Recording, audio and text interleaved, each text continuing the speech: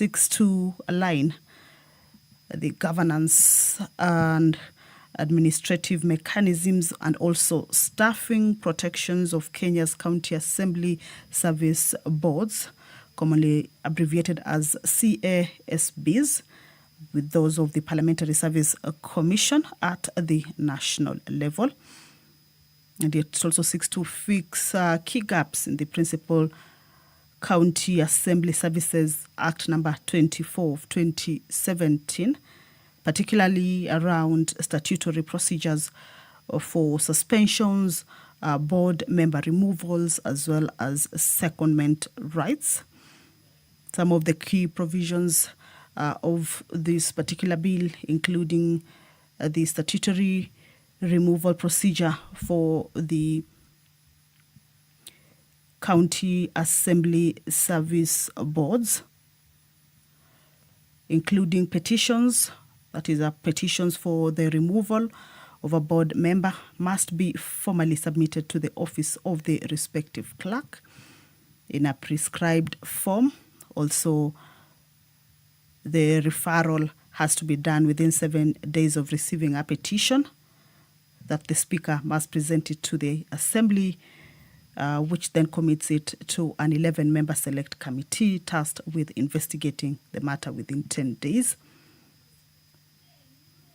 This also offers a fair hearing, that the affected member maintains the right to appear before the select committee and be represented by an advocate. If allegations are unsubstantiated, proceedings are immediately terminated. Yet another key provision of the bill is a standardized procedure for suspending a clerk. That due process includes that before suspending a clerk under Section 22, the board must issue written grounds for the suspension, give the clerk 7 days to respond in writing, and afford them an opportunity to appear in person to exculpate themselves. There's also time limit that it caps any single suspension period at a maximum of 6 months. So this is a bill that the National Assembly members shall be able to consider. If there are any amendments that they might deem fit to propose, they shall also be doing that, and then also consider the bill at the committee of the whole house before it moves into the next stage.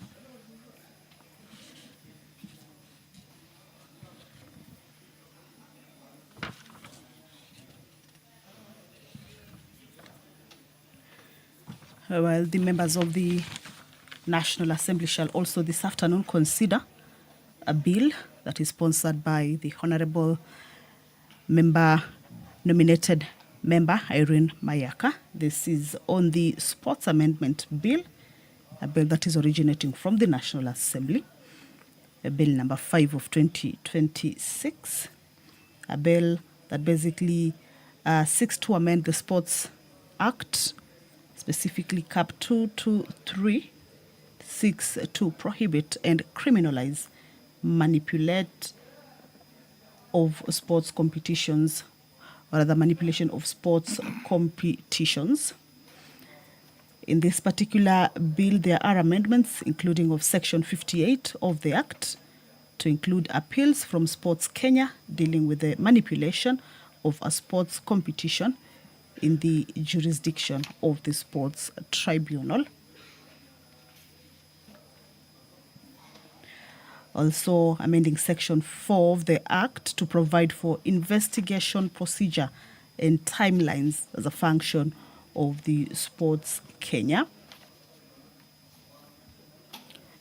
This particular bill also, or the amendments to the Act in this particular bill also introduces a new section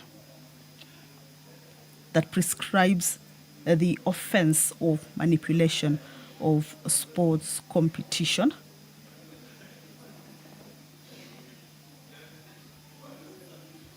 So it is a very short bill, just about 5 clauses, and therefore it's part of the priority business that has been lined up for consideration this afternoon as the House sits for the plenary sitting this afternoon, the 29th day of July, the year 2020. Chief Konga, can you be the whip?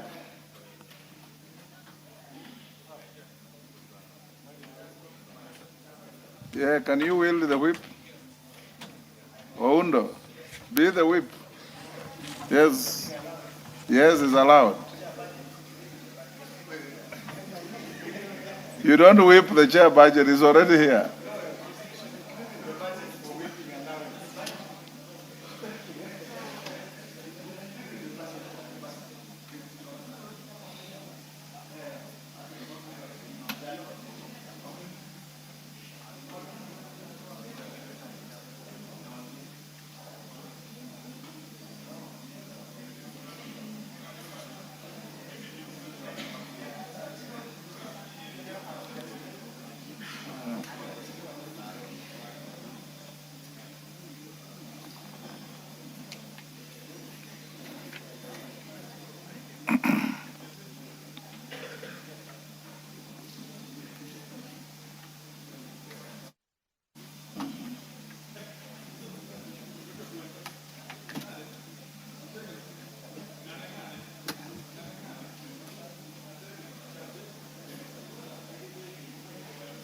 Related meetings.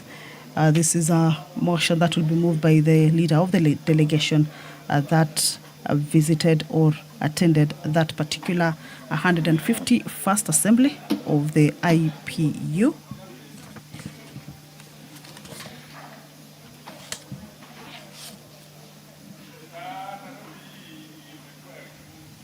That the IPU meeting that was held in Geneva, Switzerland, from the 19th to the 23rd of October, the year 2025. And this is a report that was laid on the table of the House on Wednesday, the 11th of March, the year 2026. This is a motion that has also been lined up as part of the priority business that the members will be looking to consider this afternoon.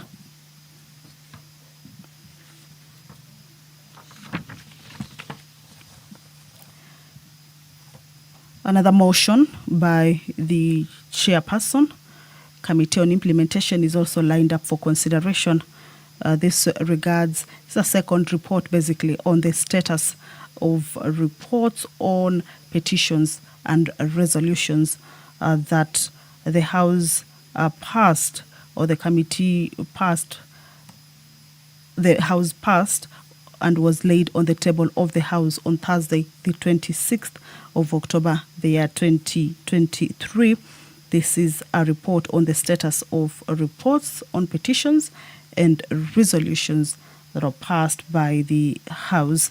So this particular business is coming up for consideration this afternoon.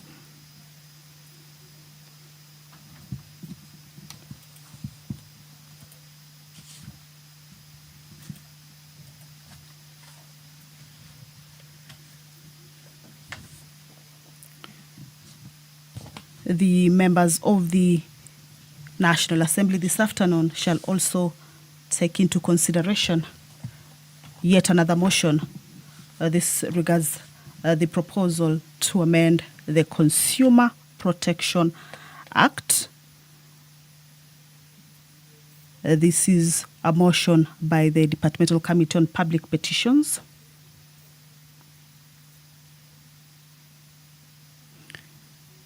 And the committee is proposing that that particular report be adopted regarding the proposal to amend the Consumer Protection Act to provide for the in duplum rule that was laid on the table of the House on Wednesday, the 1st of April, the year 2026. Earlier on, I had indicated to you that there are a few bills that have been lined up for consideration at the second reading stage. That means that they are due for debate, that they have gone through public participation and have been brought before the floor of the House for them to undergo debate, for members to ventilate on the contents. The other bill that is lined up for consideration at the second reading stage is the Books and Newspapers Amendment Bill, a bill originating from the National Assembly and sponsored by the Chairperson, Parliamentary Broadcasting and Library Committee. This particular bill basically seeks to amend the Books and Newspaper Act, specifically Cap 111, in order to require the deposit of published works in the Library of Parliament. The sponsor of the bill indicates that more members making their way into the House, and we can see the Sergeant at Arms indicating that the quorum has been attained. That Honorable members, we now have quorum to transact business. well, Clerk. allow me to hand you over to the broadcast. Good afternoon.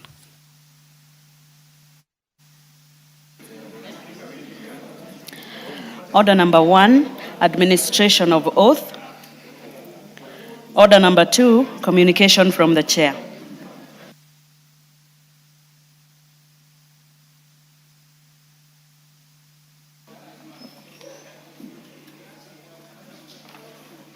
Members on their feet, take your seats.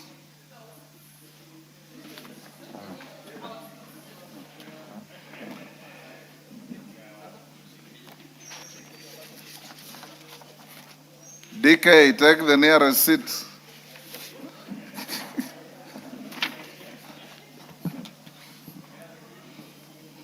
Honorable members, I've got two short communications. The first one, I wish to inform the House that I have received and acceded to a request from the National Government Constituencies Development Fund Board seeking to engage with honorable members on various matters relating to the fund. I therefore invite all honorable members of the National Assembly to a Speaker's Kamkunji to be held tomorrow, Thursday, 30th July, 2026 at 10 a.m. in this chamber. The NGCDF board will appraise members on the following matters relating to the fund. Number 1, the status of disbursement of funds and project implementation for the financial year 2025-2026 and preceding fiscal years. B, proposed ceilings for allocations for the financial year 2026-27. And 3, project identification for the financial year 2026-2027. So you are all welcome. Be seated by 10. We'll give it 1.5 hours, by which time we should be done. The second communication, members at the bar, take the nearest seats.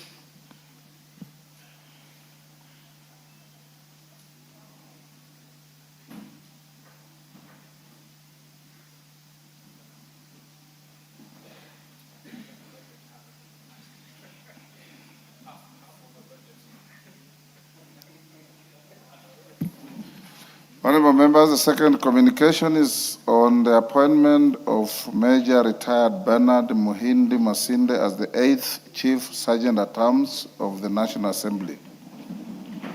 Honorable members, you may recall that on 18th November 2025, I notified the House of the retirement of Mr. Aloisio Lekulu, OGW, the then Chief Sergeant at Arms of the National Assembly, after close to 2 decades of service. Honorable members, the office of the Chief Sergeant at Arms is an office of the House and occupies a pivotal position in the administration and functioning of the National Assembly. The office is responsible for maintaining order, decorum, and security within the precincts of Parliament, enforcing the directions of the Speaker relating to access to and conduct within the chamber and the parliamentary precincts, preserving the dignity of the House, and overseeing ceremonial and protocol functions associated with the proceedings of the Assembly.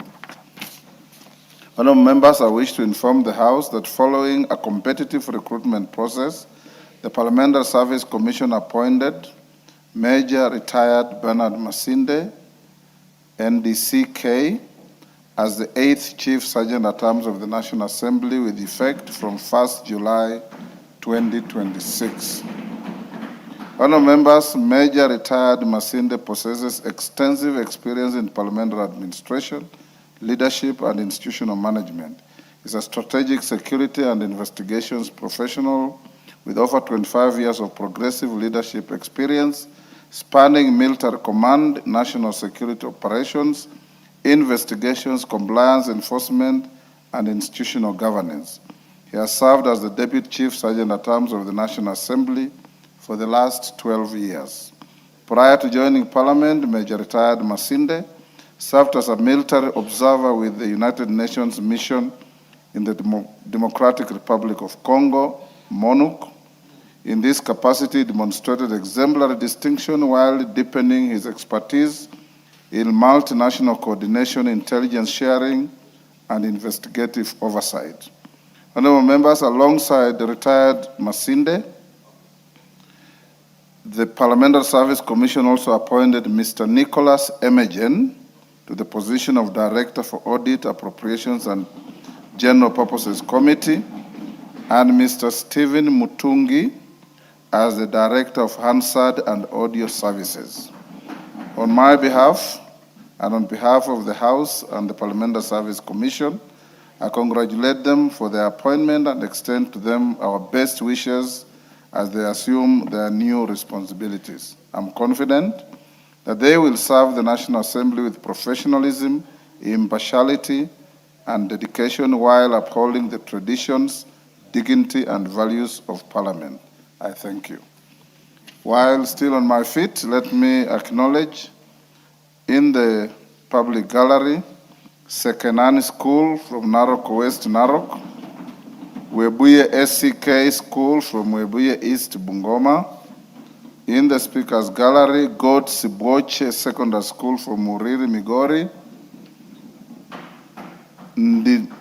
Ndindune Secondary School from Mara, Tarakaniti. Karumu Primary School from Kandara, Muranga, and Ikawa School from Chuka, Ingamangombe from Chuka. On my behalf and on behalf of the House, we welcome the students, their teachers, and those accompanying them to the House of Parliament. Next. Order number 3, messages. Order number 4, petitions. Order number 5, papers. No, not yet. Majority Leader.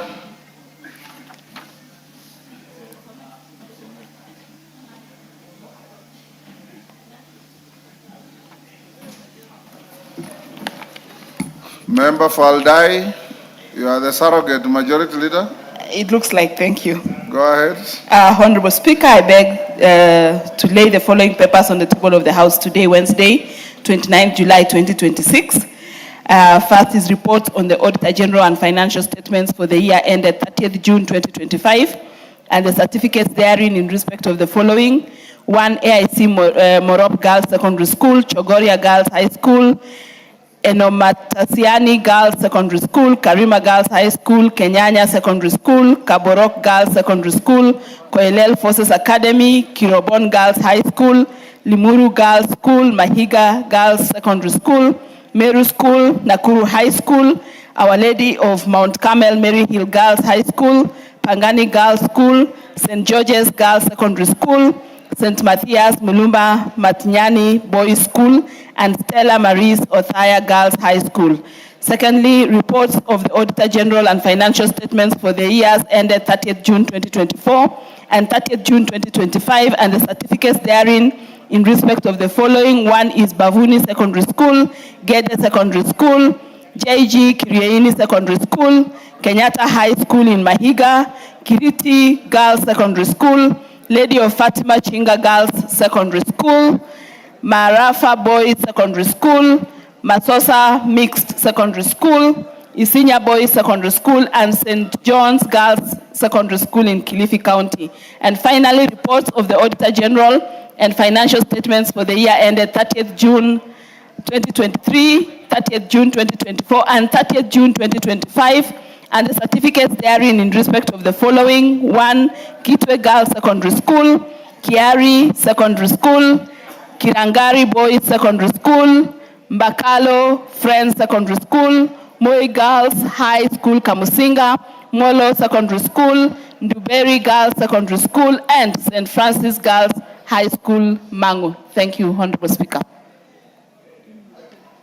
Thank you. Next. Chair.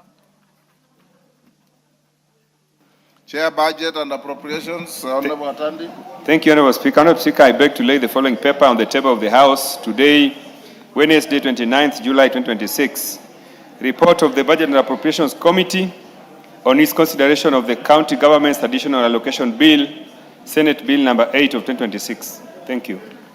Next. Order number 6, notices of motion.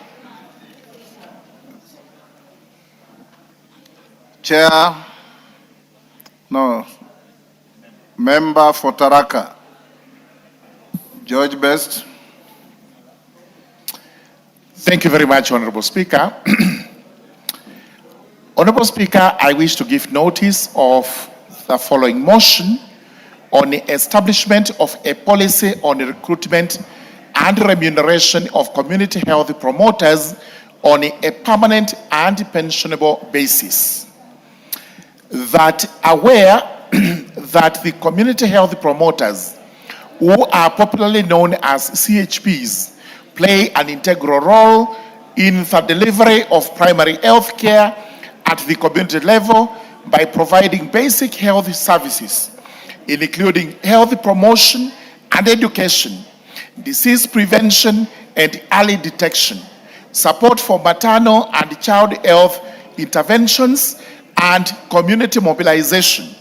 Further aware that community health promoters serve as the first point of contact between households and the formal health system.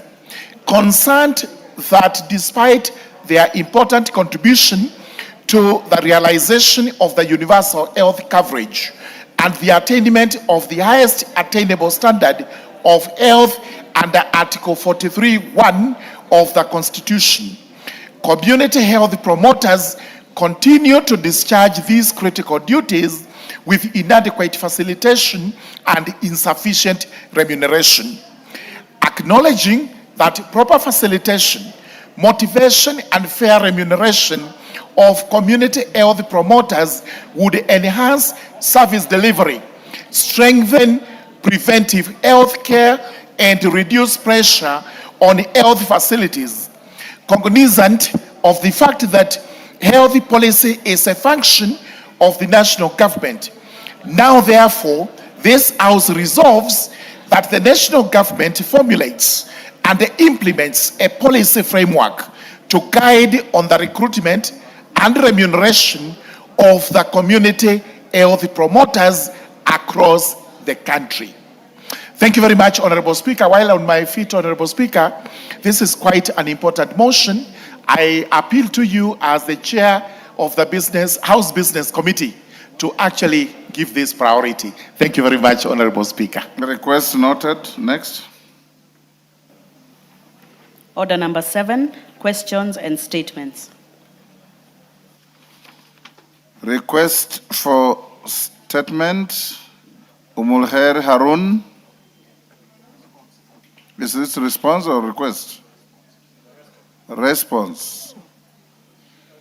Tongoyo, this is yours. Is Umulher in the house? Yes. Thank you, Honorable Speaker. Go ahead. In response to Honorable Umiri's statement being sought regarding the insecurity in Kambi Samake Garissa, I want to respond as follows. In 2021, a boundary dispute arose between Garissa and Isiolo County in the area surrounding Kambi Samake Primary School. The dispute, occasioned by contested administrative and jurisdiction land boundary, escalated into violent clashes between members of the Somali and Borana community. Conflict resulted in loss of lives, displacement of residents, and heightened insecurity within the affected area. Consequently, Kambi Samake Primary School was closed, disrupting learning for the enrolled pupils who was subsequently transferred to Benane Primary School, where they continue with education. Although several innovations, including administrative engagements and peace-building initiative, has been undertaken by the government and other stakeholders, the dispute remain unresolved. To prevent further escalation and enhance security, the ministry has implemented the following: the County Security Intelligence of Garissa and Isiolo counties to continue hold joint engagement aimed at resolving the dispute amicably in collaboration with the school administrators, board of management, parents, and community leaders to address the emerging security concern affecting the institution. The intelligence-led security operations are ongoing. Mobile and foot patrols has been intensified. Additional security personnel has been deployed to identify hotspots to strengthen security presence and reassure residents, and the community policing has been ongoing. On the step taken to resolve this, Honorable Speaker, the government is pursuing both security and administrative innovation to address the underlying cause of dispute, and these include continued engagement by the County Security Intelligence Committee of Garissa and Isiolo with elders, religious leaders, peace committees, and community representatives through structured dialogue and conflict resolution forums. Collaboration with the relevant government agencies, including IBC, to address the boundary and administrative issues giving rise to the dispute. Sustained public sensitization campaign promoting peaceful coexistence, dialogue, and equitable sharing of available resources among the neighboring communities. Honorable Speaker, on the issue of guaranteed security to the teachers, the ministry recognizes that a secure learning environment is essential for uninterrupted education, and to this end, the following measures has been put in place: sustained multi-agency security operation, including enhanced patrol, deployment of joint security teams, and regular security assessment in vulnerable areas to protect teachers, learners, and the educational institution, strengthening collaboration between school administrators and local security agencies to facilitate timely information sharing and coordinated security responses. There is ongoing security mapping of remote and underserved areas to identify locations without adequate policing infrastructure, subject to availability of resources. Additional National Police Reservice, NPR, will be recruited, trained, and deployed to improve security coverage and response capability. In conclusion, Honorable Speaker, we remain fully committed to restoring lasting peace and security in Kambisamaki and the surrounding areas through sustained security operations, strengthening interagency collaboration, community engagement, and ongoing peace-building initiative. We are working to create a secure environment that safeguards lives, protect livelihood, and guarantee interruption access to education. Signed by the concerned Minister, Honorable Kipchumba Murkomen. I submit, Honorable Speaker. Omolher. Thank you, Speaker. I want to appreciate the chair of the committee for the response. I appreciate the feedback, but there's more that needs to be done because the area itself, Kambisamaki, is currently facing the closure of its school, which was as per the request of the statement. And I see there is a need for the CS for Interior and the CS for Education to have a sitting and organize a meeting both with the local leadership and the elders from both communities so that we can discuss the reopening of this school. Mr. Speaker, I visited Kambisamaki myself after I raised a statement, and I realized the matter is a bit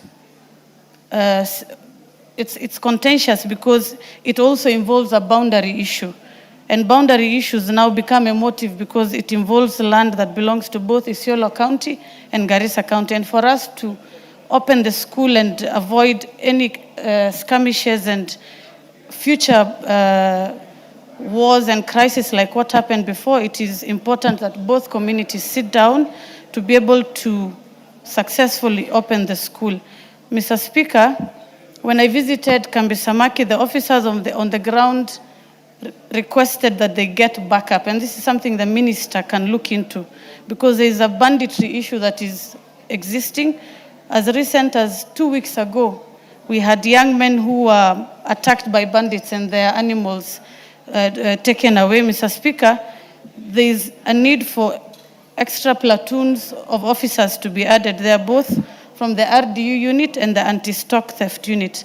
Mr. Speaker, these are things that need to be worked on jointly, and this is something I'll request through the chair and the Minister for Interior to look into so that we are able to look into the matter. The school itself needs to be opened, but it is also a bit of a thorny matter because it involves a boundary issue. As we speak, Kambisamaki Primary School is registered as a polling station under Garissa County, but it is also a matter of dispute with the community that neighbors as Isiolo County.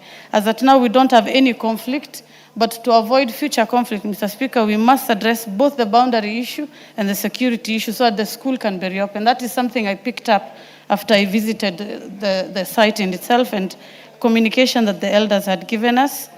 And Mr. Speaker, currently there is no school in the area. The nearest school is 15 kilometers. Omulher, you are seeking clarification. You are making a No, speech. I am explaining what I realized after I raised a statement because I did a site visit, Mr. Speaker. It's a matter that cannot just involve not just the Minister for Interior, but also the Land Minister and the Minister for Education. If we look into this from a security issue, Mr. Speaker, it will open a lot of Pandora boxes, and we don't want what happened in 2021 to recur again. And for us to do that, we must address the needful. Thank you, Mr. Speaker. Yes, Professor Jaldeza. Thank you, Mr. Speaker, sir.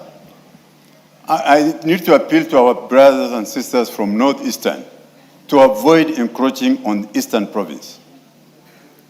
Because almost all the time, they encroach into other people's region, they cause conflict, and when things happen, they're the first one to make noise and rise and make noise.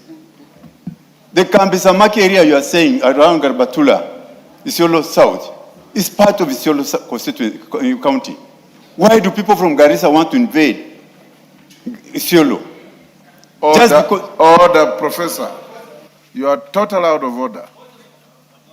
You are total out of order. You are members of the National Assembly of Kenya, and you can raise a question in relation to any part of this country. The only caution I give is, if you have an issue you want to raise in the House, falling within the fiscal jurisdiction of a colleague, courtesy requires that you inform them. But nothing stops the nominated MP from asking anything about Kambisamaki, whether in Isiolo or not. Tongoyo? Thank you, Honorable Speaker. In our own admission of the concerned member, she had admitted that this is a situation that goes beyond the mandate of Interior to include the Ministry of Education, Ministry of Lands, and even perhaps IBC. So, I wanted to have your attention, Speaker. But this is Honorable Speaker. I think it needed more intervention, intergovernmental or interministerial approach, because the underlying cause of this is a boundary dispute, which is largely to do with the IBC, Ministry of Lands.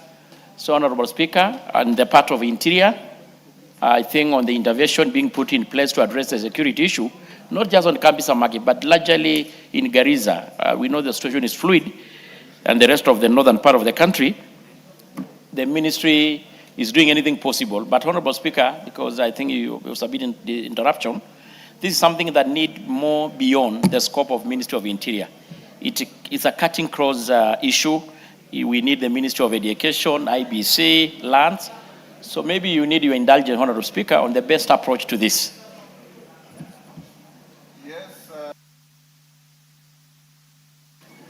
Mr. Speaker, I want to let the member from Isiolo know that I don't want what happened before to recur again. And it is important that as leaders address the need for, Mr. Speaker, land issues. Don't escalate what the Speaker has. No, I'm not escalating, Mr. Speaker. I'm just letting him know that my request on this statement. To answer him on any issue. My request was to address the gaps in education that have come out after that incident happened 7 years ago, Mr. Speaker. So it is as simple as either deciding to open a new school somewhere else, or reopen that school so the children from both counties can benefit. It's not a land issue. You are perfectly in order. And the protesting member is not even from Isiolo. He is from Marsabit. Yes. Next is Julia Sunguli in the house. Yes, Tongo, can you respond to Julia Sunguli's request? Thank you, Honorable Speaker. It was a little bit discussion with a member from Garissa, Major. Honorable Speaker, in regards to the issue of Honorable Sunguli, in a matter concerning security at Angata Barikoi, Kilgoris, the Member of Parliament in particular wanted to know the circumstances surrounding the livestock theft incident, the death of the anti-stock theft unit officer. May his soul rest in eternal peace, and measures taken to investigate the case and apprehend the suspect. Yes, Baba. The reason for alleged confiscation of livestock belonging to the members of the local community, and an indication on when the livestock will be returned to the innocent residents, and the measures being taken to ensure protection of residents, restoration of law and order, and prevention of further violation of human rights in Angata Barikoi. Honorable Speaker, I want to respond as follows. On the 19th June, a known number of livestock was stolen from the Kuria community at Kuitembe area, Kuria West Sub-County within the Migori County.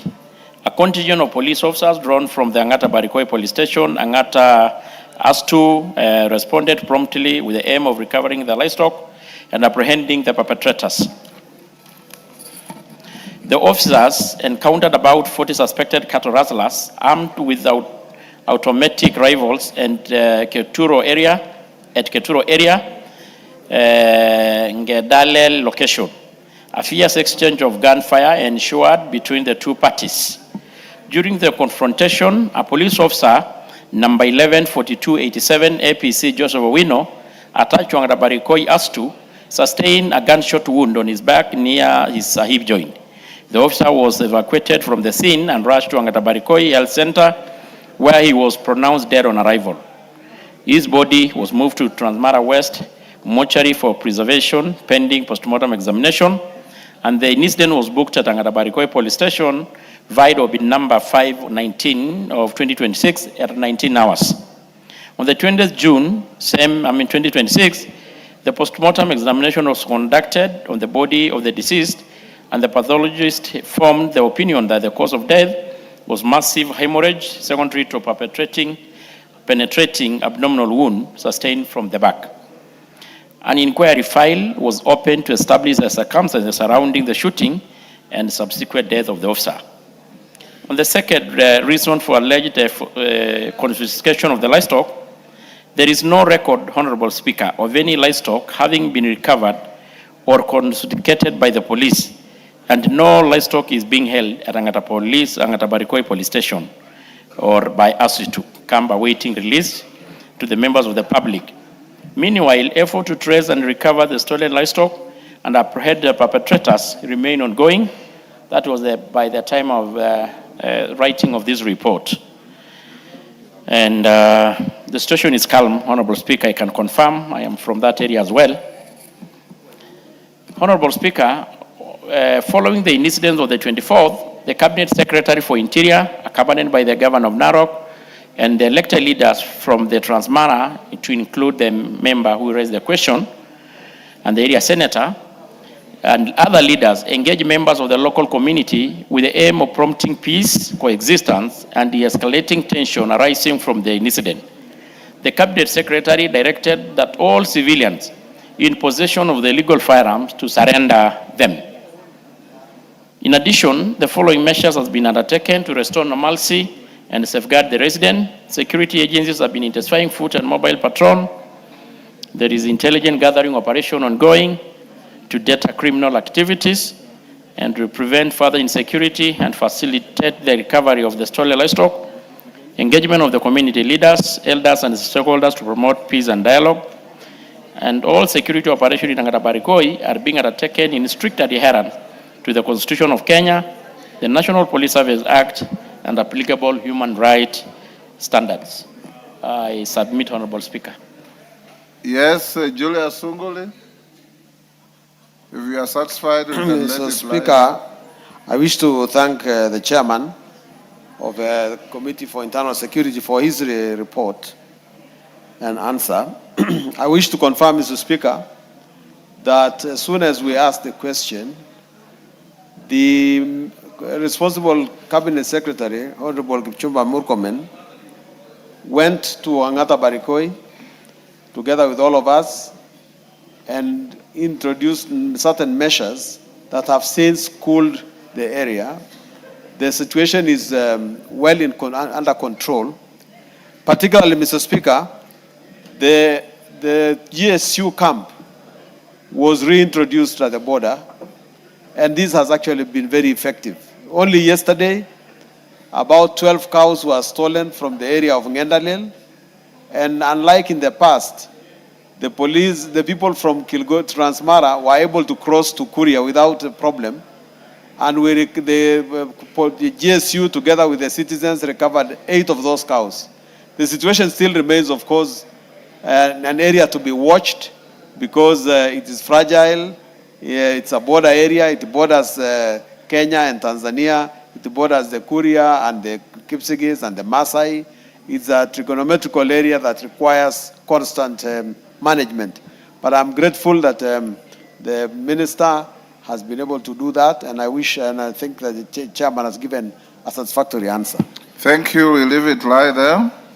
Taitumu. Honorable Mwalimu Taitumu. Thank you, Mr. Speaker.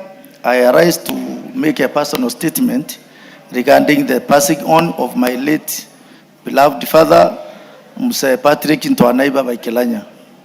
Honorable Speaker, pursuant to the provisions of the Standing Order 44-2E, I arise to make a personal statement regarding the passing on of my late father, Mr. Patrick Ntwanaiba Baikelanya.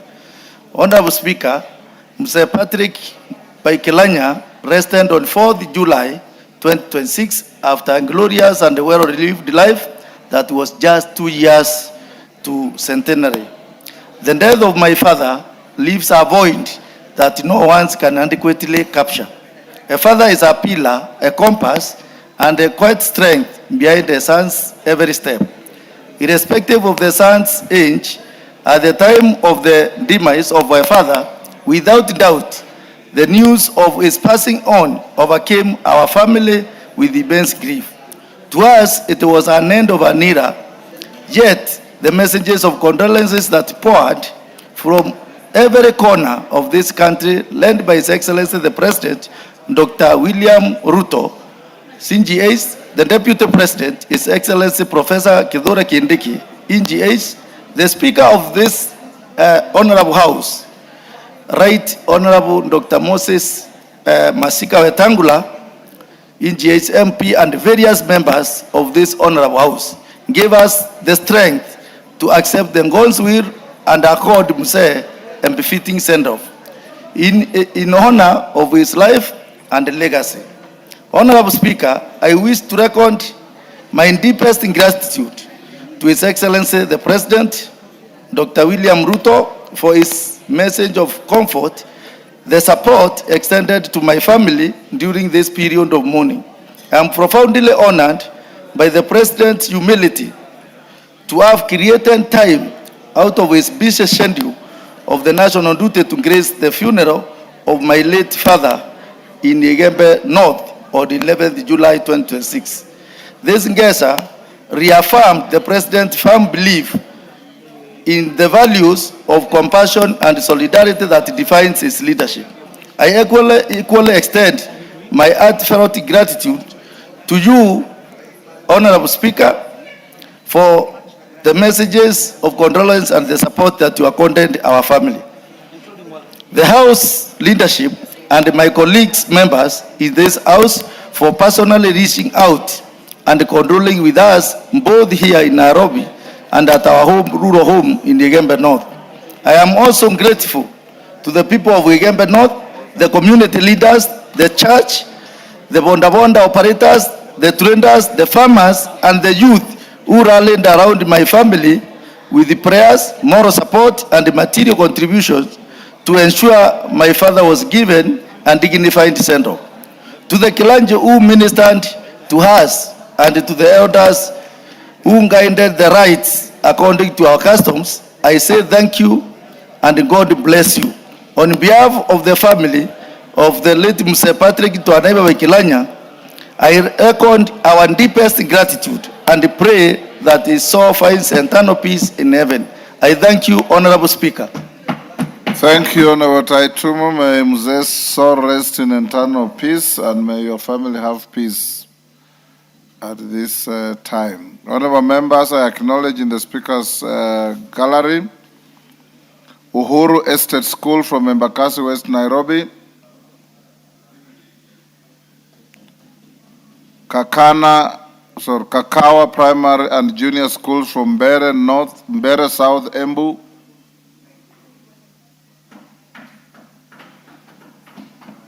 Dev Amazing Schools, Naivasha, Nakuru, Gishami Junior Primary School from Othaya, Nyeri. In the public gallery, New Genesis School from Marakwet West, Elgeyo Marakwet, Mekorani Primary School from Mara, Tharaka-Nithi, Bright Star Chebulbai from Marakwet West, Elgeyo Marakwet.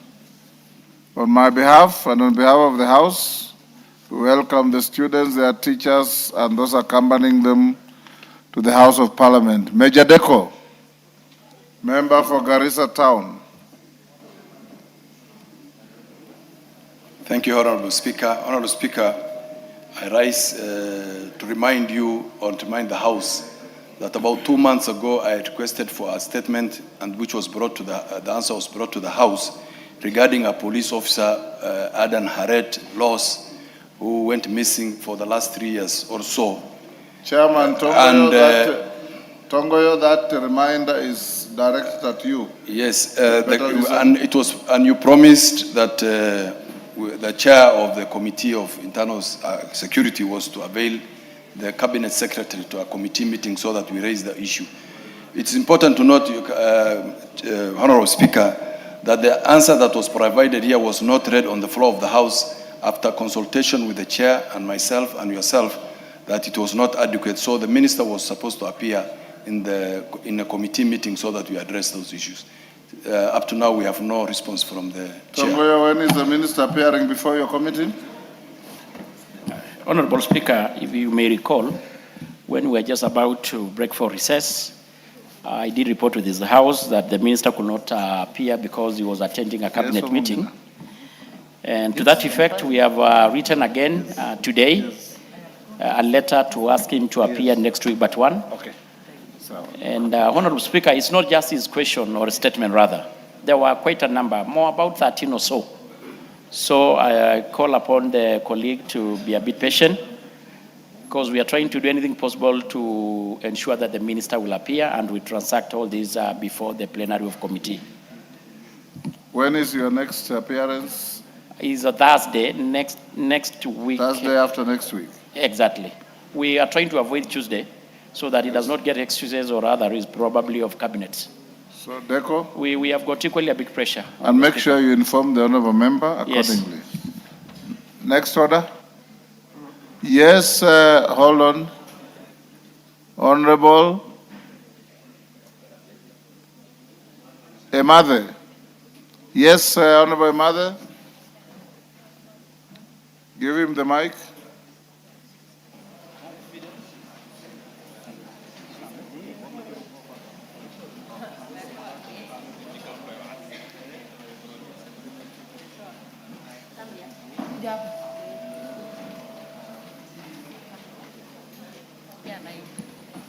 Honorable Speaker, I rise to remind that on 30th June, you ruled that I receive a response on the operationalization of Napetet ICT Hub in Turkana Central.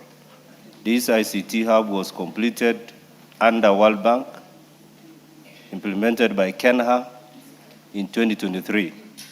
Right now, it is gathering dust, and this will be the first implementation or achievement on ICT in Turkana County ever since we took government. Speaker, as we speak about ICT Hub, the students who are listening have a direct benefit on this. But in Turkana, there is nothing called ICT Hub anywhere in Turkana County. This will be the first. When can you respond?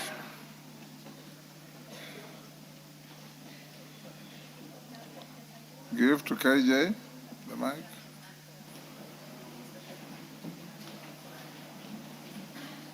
Mr. Speaker, you had already issued direction on this. Yes. And yes, the committee has burnt the midnight oil, and God willing, we shall be presenting this next week. Since Thursday, we shall be having a baraza, and the committee might not be able to process the feedback that we are getting from the ministry.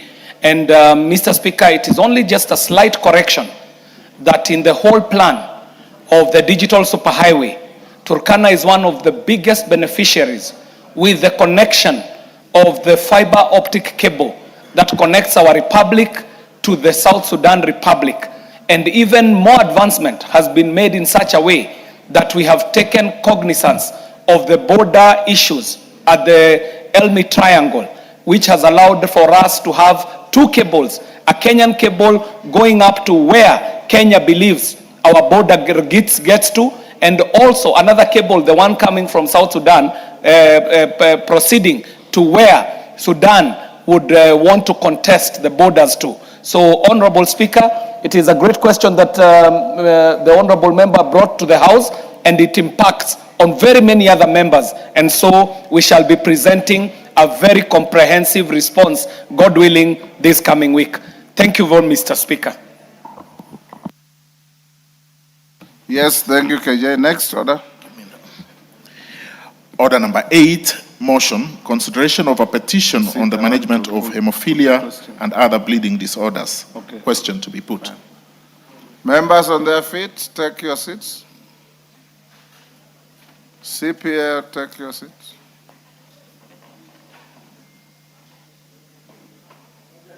Is that Mutunga or Robert Mui or Wanjala?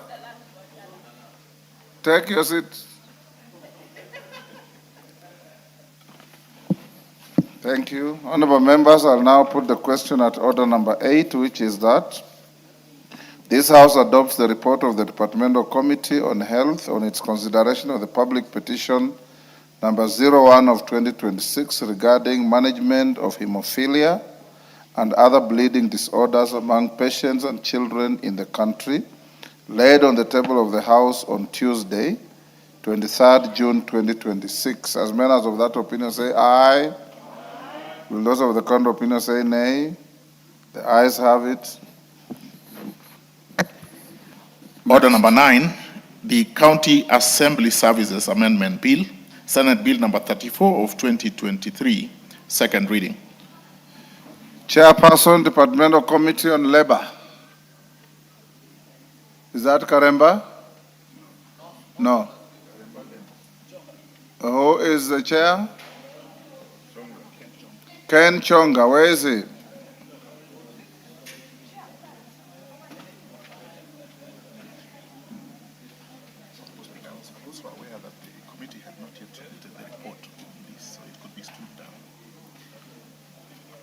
Okay, I will stand it down for now. Go to order number 10. Order number 10, motion, report of the Kenya delegation to the 151st Assembly of the Interparliamentary Union, IPU, and related meetings. Who was the chair of the delegation to IPU in this regard?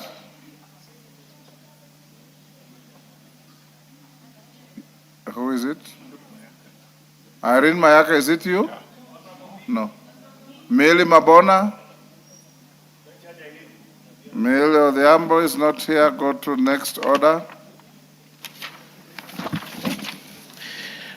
Order number 11, the Sports Amendment Bill, National Assembly Bill number 5 of 2026, second reading.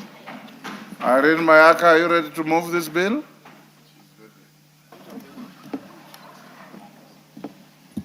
Thank you, Honorable Speaker. Honorable Speaker, I beg to move that the Sports Amendment Bill number 5 of 2026 be read a second time. Honorable Speaker, this particular bill, the main objective of the bill is actually to criminalize sports and match manipulation and match fixing in the country of Kenya. And what we've done, Honorable Speaker, is within the Sports Amendment Bill, it is that we have amended a couple of clauses so that it is in line with actually what we intend to do. Honorable Speaker, just to mention the specific sections that have been amended, we are amending Section 2 so that we introduce the definition of sports management, manipulation. Section 3 of the bill, which also just gives the specifics in terms of what it is that we are introducing and amending, and the manipulation of sports. Section 5, which also introduces the specifics in terms of the fines that will be charged. Honorable Speaker, just to give a background of this particular bill, is the legislative intent of this. Because, Honorable Speaker, we have had scenarios of match fixing, criminal offenses within the sports fraternity, but we do not have any specific laws that actually criminalize these particular vices. So for that reason, Honorable Speaker, and having looked at the various laws we have from other countries, and also the different regulations from the different federations that we have across the whole world, I thought it fit that we also have this in Kenya. Because, Honorable Speaker, sports integrity is very important for our country. It's very important because we are seeking to nurture sports and talent in this country of ours, but also we want to make sure that the young people, the talented people in the country, are not being injured by people who are only there to manipulate the system so that it actually favors them. Honorable Speaker, we have had very many feedback from the public in terms of public participation of what they think about this particular bill. And I know the sports committee will be represented so that they can give us the feedback that we've received. But, Honorable Speaker, just to thank the public for the overwhelming support for this particular piece of legislation.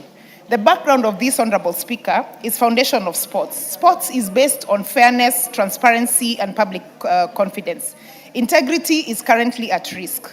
And increasing reports globally and locally indicate growing attempts to improperly influence sporting outcome. Market pressure as well has also brought a lot of risk into the game.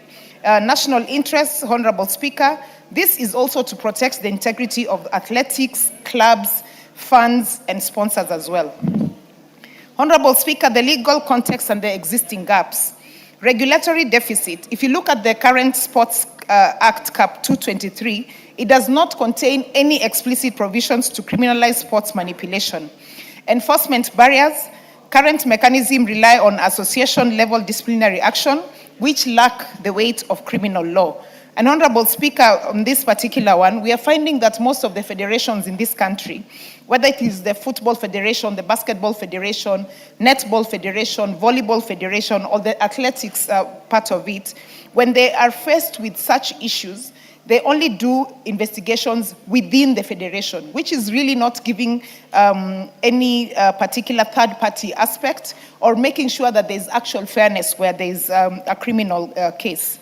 Structural weakness. The internal sporting bodies are often unequipped to handle organized criminal syndicates. And, Honorable Speaker, this is where the criminal aspect comes into play so that the specific criminal investigation bodies in the country can then be charged with ensuring that they do proper investigations into this. The solution, Honorable Speaker, is amendment bridges that bridges the gap by providing criminal sanctions and stronger investigative powers. Honorable Speaker, I had the option of looking at the different laws that we have in the country. The Sports Act, the Penal Code, the Criminal Act, all these particular laws.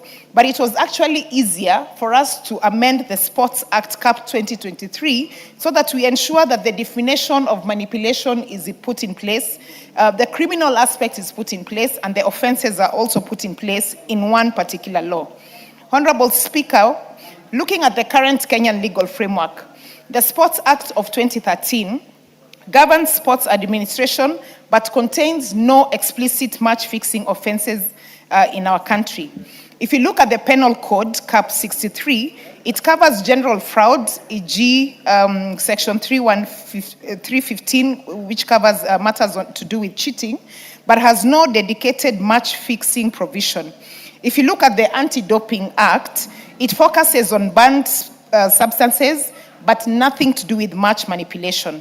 If you look at the different sports federations, which I had alluded to, they currently rely on internal sanctions, bans, and suspensions because of the legal gap. But there's no specific criminal investigation procedure, which makes the process also become ununiform and sometimes, in some cases, largely unfair to most people. If you look at the Betting, Lottery, and Gaming Act, Cap 131, Section 61 prohibits cheating at bets, but penalizes, penalties are minimal, a maximum of 6 months. Honorable Speaker, I did have a look at the international standards that are currently there, especially in terms of the popular sporting activities we have in this country. Honorable Speaker, if you look at the FIFA Code of Ethics 2023, it prohibits any involvement in match manipulation and requires reporting of corruption approaches. If you look at the FIFA Disciplinary Code of 2023, it imposes a minimum 5-year ban and a fine of 100,000 euros for anyone manipulating a match.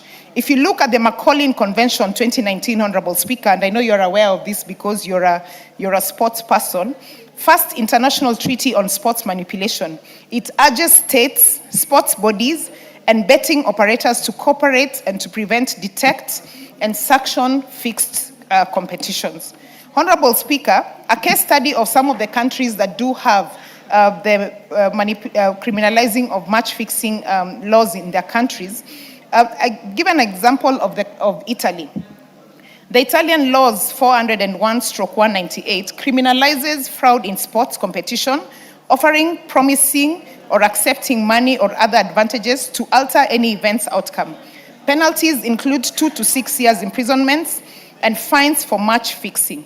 The Italian FA Justice Code also gives a lot more emphasis on this.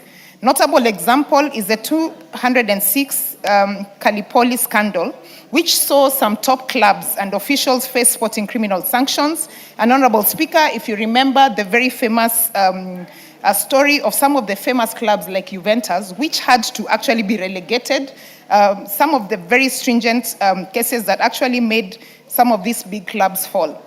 A case study of Brazil as well, general sports law explicitly prohibits manipulation of sports results. Any bets tied to fixed outcomes are declared void. Honorable Speaker, giving an example of the cases that we've had in Kenya that actually motivated me to bring this particular law. Some of the cases we've had are like the Nairobi City Stars. Multiple attempts league fixes of City Stars premium matches between 2021 and 2023 were uncovered, and this was the 4th attempt in 3 years for the club.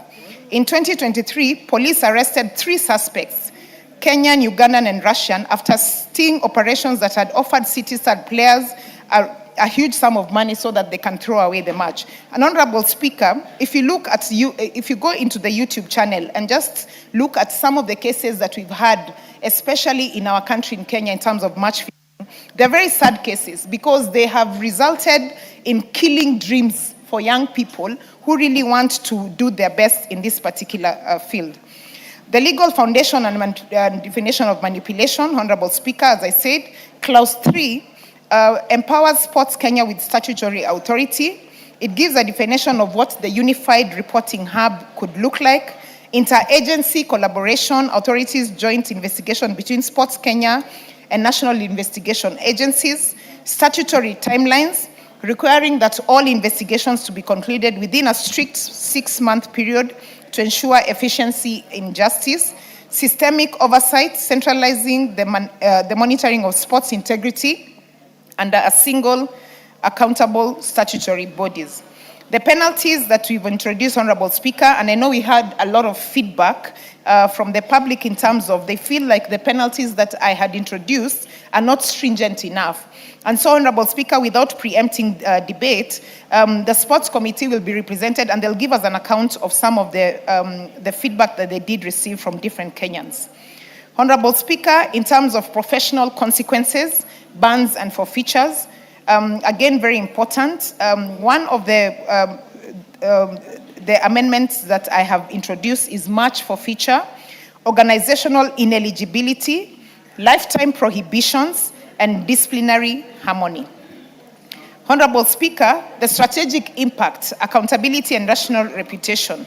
If you look at clause number 4, it gives you a detailed view of what exactly this will entail. Due to giving an example of the process via appeals, sports tribunal, global alignment, ethic governance, fiscal neutralities. Honorable Speaker, having said that, I just wish to appall the members of this House to support this particular bill. Let us, as members of Parliament, because we have constituents, we have county representation, the whole country at large, that has very many sports people. And Honorable Speaker, when I speak about sports, I'm not only looking at the football space, I'm also looking at the basketball space, the netball space, the athletic space, all the sports that you can think about in this particular world. Let us, as members of National Assembly, take the frontline stage in ensuring that we are protecting the sports integrity in this country, because this will really help to ensure that we are clearing the path and making sure that sports integrity in our country is at the center front, and that anyone who seeks to come and try to prevent the young people of our country from having a fair chance at improving their talents and nurturing and growing their talent are able to do that without the fear that someone who has deep pockets can actually come in and manipulate their opportunities. Honorable Speaker, with those remarks, I wish to move the bill and ask my colleague, Honorable Charles Nguna, to second. I thank you. Well, before Charles seconds you, honorable members, let me acknowledge and in the speakers gallery and the public gallery, the presence of the following schools. Kamasai School of Marakwet West Constituency, Elgeyo Marakwet County. We also have Lelit Primary Junior School of Moiben Constituency, Uasin-Gishu County. We equally have Meteitei. This should interest the Chair of Education. Meteitei Second School of Tindret Constituency, Nandi County. Honorable members, we further have the two following schools. We have Guakarim Second School from Beere South Constituency, Embu County. And finally, we have Moi Awalo Senior School from Kurusoi South, Nakuru. On behalf of the members of this House and the House at large, I want to welcome those schools to this Honorable House. You may proceed to second. Thank you, Mr. Speaker. Before I begin this journey of seconding this motion, let me take this opportunity to welcome these students. Thank you. Proceed. In National Assembly, especially the students from Beere who are my neighbors. As you know, I come from Mwingi West, and Beere is just bordering Mwingi West constituency. So welcome. All Moiben have been in your constituency, Marakwet and Tinderet also have been there. So welcome to the National Assembly. This is where we legislate and also allocate resources countrywide, Mr. Speaker. Mr. Speaker, let me begin by congratulating and appreciating Honorable Irene Mayak for coming up with such a legislative proposal, Mr. Speaker, to bring the integrity and also transparency in sports fraternity, Mr. Speaker. From the onset, it is worthy to note that Irene Mayak has set records, and congratulations, the Honorable Lady. if at all Nyamira people are listening, they should give you an opportunity to serve as their women rep in this August house. And I am wishing you the success in your journey. Let me also take this opportunity to inform ODM, you have one of the best legislators in this country in Irene Mayak, Mr. Speaker. Mr. Speaker, it is worthy to note that we have walked a long journey when we came up with this motion, and it is also worthy to note that Irene Mayak and myself, Irene is a Manchester United fan and an Arsenal fan, and we are passionate. We have fought since our childhood. When we used to be in university, when we used to be in school, you could see the passion in football, and that is why Irene Mayak is coming up with this proposal to clean up the sports industry, Mr. Speaker. Mr. Speaker, the bill is essentially actually seeking to amend Sports Act, Cap 2022-23, by doing 4 specific things. Number 1, it is going to introduce by criminalizing offense for the manipulation of sports competition. Number 2, it is going to grant Sports Kenya the express mandate to receive reports and conduct investigation when it comes to issues of sports manipulation. And the other one, which is very important, it is going to establish strict 6-month timeline for the conclusion of investigation. As you are aware, most of the issues which have been taken to court, Mr. Speaker, they might end up taking over years, but this one, it is strictly specifying the number of the timeline you can actually do an investigation and do everything, Mr. Speaker.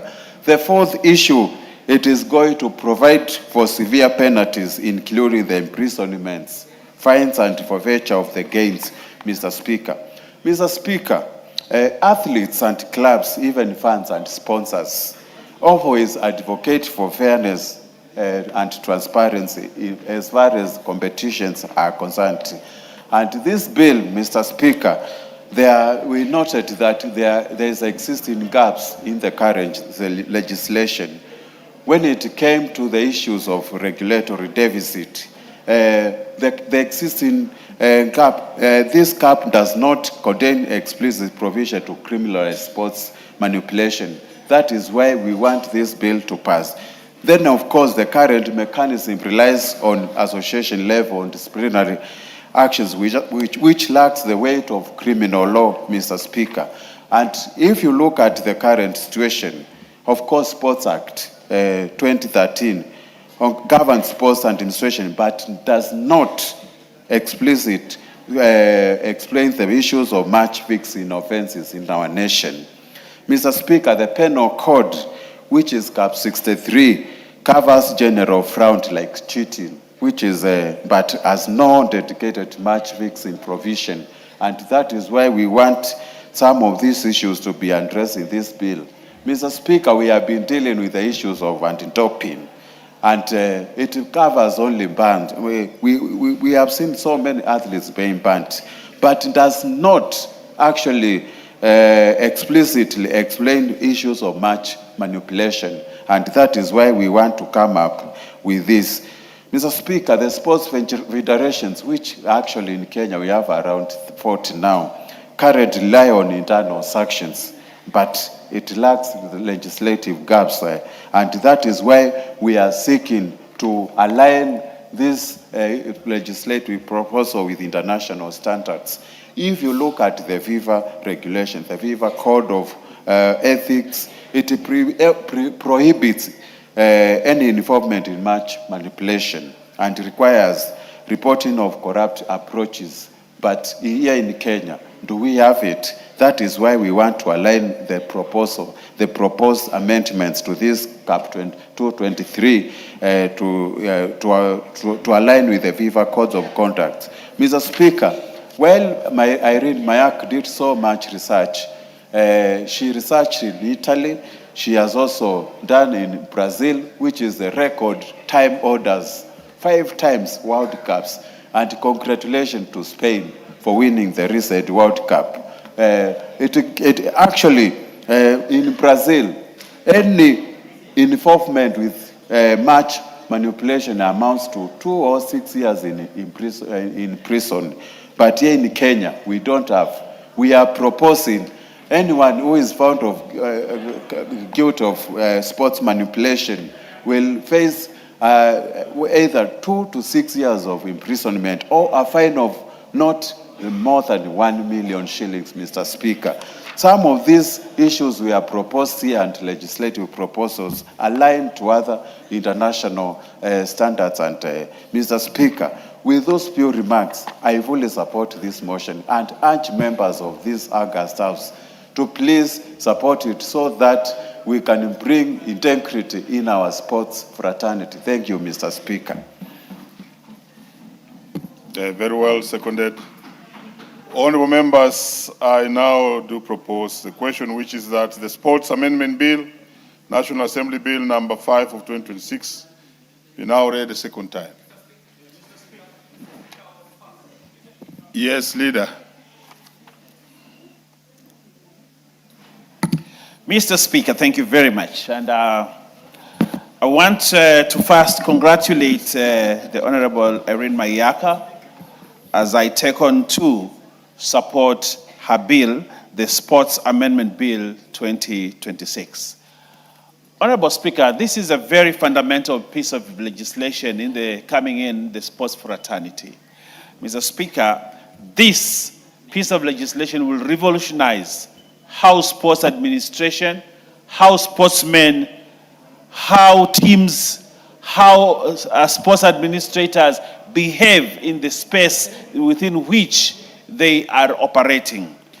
Honorable Speaker, if you will be interested to know, if you look at this act, Honorable Speaker, the principal act is amended in section 4 by inserting new paragraphs, Honorable Speaker, and giving more powers to Sports Kenya. And the powers that are being given to Sports Kenya, the new powers, Honorable Speaker, include 1, to receive any reports from any person who suspects acts of manipulation in any sports competition. That is 1. The second important fundamental function that is now being given to Sports Kenya, Honorable Speaker, is to conduct investigation of alleged manipulation in sports competition in collaboration with other investigative agencies. Sports Kenya now is being given new important powers. Honorable Speaker, another power that is being given to Sports Kenya in the realm of stopping manipulation of sporting activities, Honorable Speaker, is the investigations referred to in subsection 1, PB, shall be conducted within 6 months. There is a limitation on time, Honorable Speaker. Cases have dragged in court for many years, Honorable Speaker, over these situations. But now, Honorable Irene Mayaka, in her graciousness, has said we must do it within 6 months, Honorable Speaker. But fundamentally, Honorable Speaker, are the changes that are coming in when we are looking at Section 64 of the Principal Act. Mr. Speaker, the mover of this bill is introducing Section 64A, which actually is very fundamental. A person who participates directly or indirectly, or aids, enables, or assists in the manipulation of a sports competition commits an offense and shall be liable on conviction to imprisonment for a term not exceeding 1 year, or to a fine not exceeding 1 million. I would have suggested 5 million, but the Honorable Irene Mayaka thinks 1 million is okay. But these days, 1 million is easy to come by. Honorable Speaker, we should have gone to 5 million. So that teams, Honorable Speaker, a team trains, people invest money, they invest energy, they invest a lot of things. They come to a match in a tournament, and one person, either a coach, an administrator, or a player, compromises the whole team by compromising with some people, and therefore you lose a match because that person will be given money at the end of it. That's an offense, that's criminal, and it must be stopped. And I like the way Irene Mayaka has put it here, Honorable Speaker. Again, Honorable Speaker, in part 2 of 64, where a professional sports person, and I like the word professional sports person, or a club engages in conduct described in section 1, the club or the association to which they belong may be sanctioned with the forfeiture of the match in question, or may be declared. Honorable Speaker, the one who compromises and the one who is compromised. The one who compromises is being dealt with in section 2, the part 2 here, Honorable Speaker. You know, there was a time we had, I don't know whether it is true, you know, Mr. Speaker, you are a sports person. But I hear there was a time when Gor Mahia, is it Gor Mahia, Mr. Speaker? Yes. I think they were playing against FC Leopards. In Sudan. Sudan. Yeah. And Kenya lost the match because one of the goalkeepers, I don't know whether it's a goalkeeper or whoever, had taken a bribe. And the match was lost. Now, in this case, Honorable Speaker, the one who has been manipulated must be jailed and pay a fine. And the one who also manipulated must also face the consequences, Honorable Speaker. And that is why part 2 is very important. Part 3, Honorable Speaker, where the offender is a club. Sometimes clubs sit to plan to manipulate, or clubs sit to plan to be manipulated, Honorable Speaker. That one too must be sanctioned. That one too must. And where the offender gains any proceeds, and you know sometimes, my friend Oundo here, you know, professor, who is a very able debater, and I hope the members of Funyula will re-elect him on a UDA ticket, Honorable Speaker, because where he's going to lose. But if he vies on a UDA ticket, he might win, or broad-based, he might win, Honorable Speaker. I know, you know, he's a man of integrity, and he wouldn't want to see sports being manipulated. And therefore, I'm sure he will support where the offender gains any proceeds or benefits as a result of sports manipulation, he shall be subjected to forfeiture. Whatever amount you receive, you must forfeit it. So that, because crime does not pay, we must make sure that sports manipulation, criminals and crimes never pay anyone. You must forfeit the funds and bring the money back, Honorable Speaker. These are fundamental changes, Honorable Speaker. And I want to thank the Honorable Irene Mayaka for bringing this bill. And you can say it makes sense. When you read it, you understand it, it makes sense. And if it makes sense and it is good, it doesn't need to be fixed. So I wish, Honorable Speaker, you just bring here the Committee of the Whole today and we finish with it. Because this is good. This is fundamental. And this, when it is good, it should not be fixed. It should be passed so that the sports fraternity, Honorable Speaker. You are the leader of the House. And you know the importance of procedure. Of course. I'm saying it in jest, Honorable Speaker. I'm saying it in jest. Now, I want to say a few things, Honorable Speaker. Competitions, and this is the anchor, competitions that we have in this country depend entirely on fairness, transparency, and public confidence.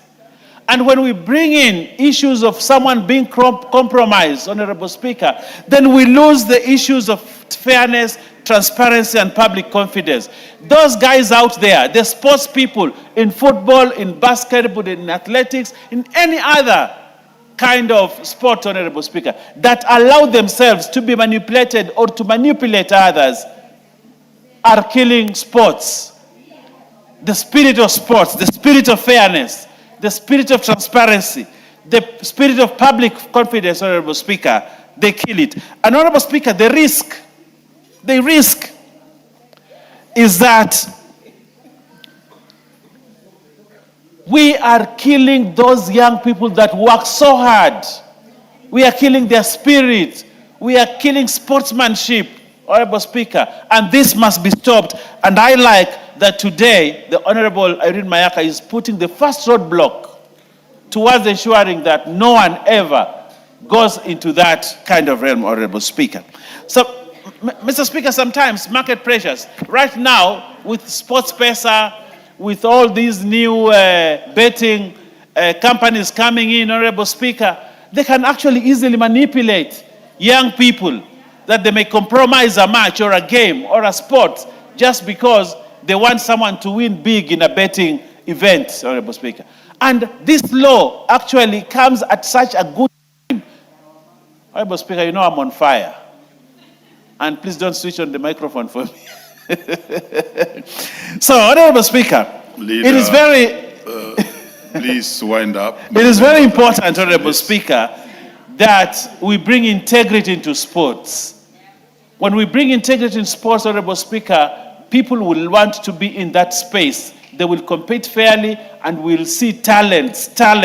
Actually, this bill speaks into talent. And talent is important. We must. Honorable Speaker, when I see a beautiful stadium, like the stadium called Telanta, or the Raila Odinga International Stadium, when I see that, Honorable, when I see the stadium that is being built in Kilifi, when I see this government investing in stadiums all over, including in Ukambani, where my friend, the ranking, almost ranking member, Macau, comes from. I see a stadium, the Ithokwe, it's called Ithokwe. What is the name of that stadium?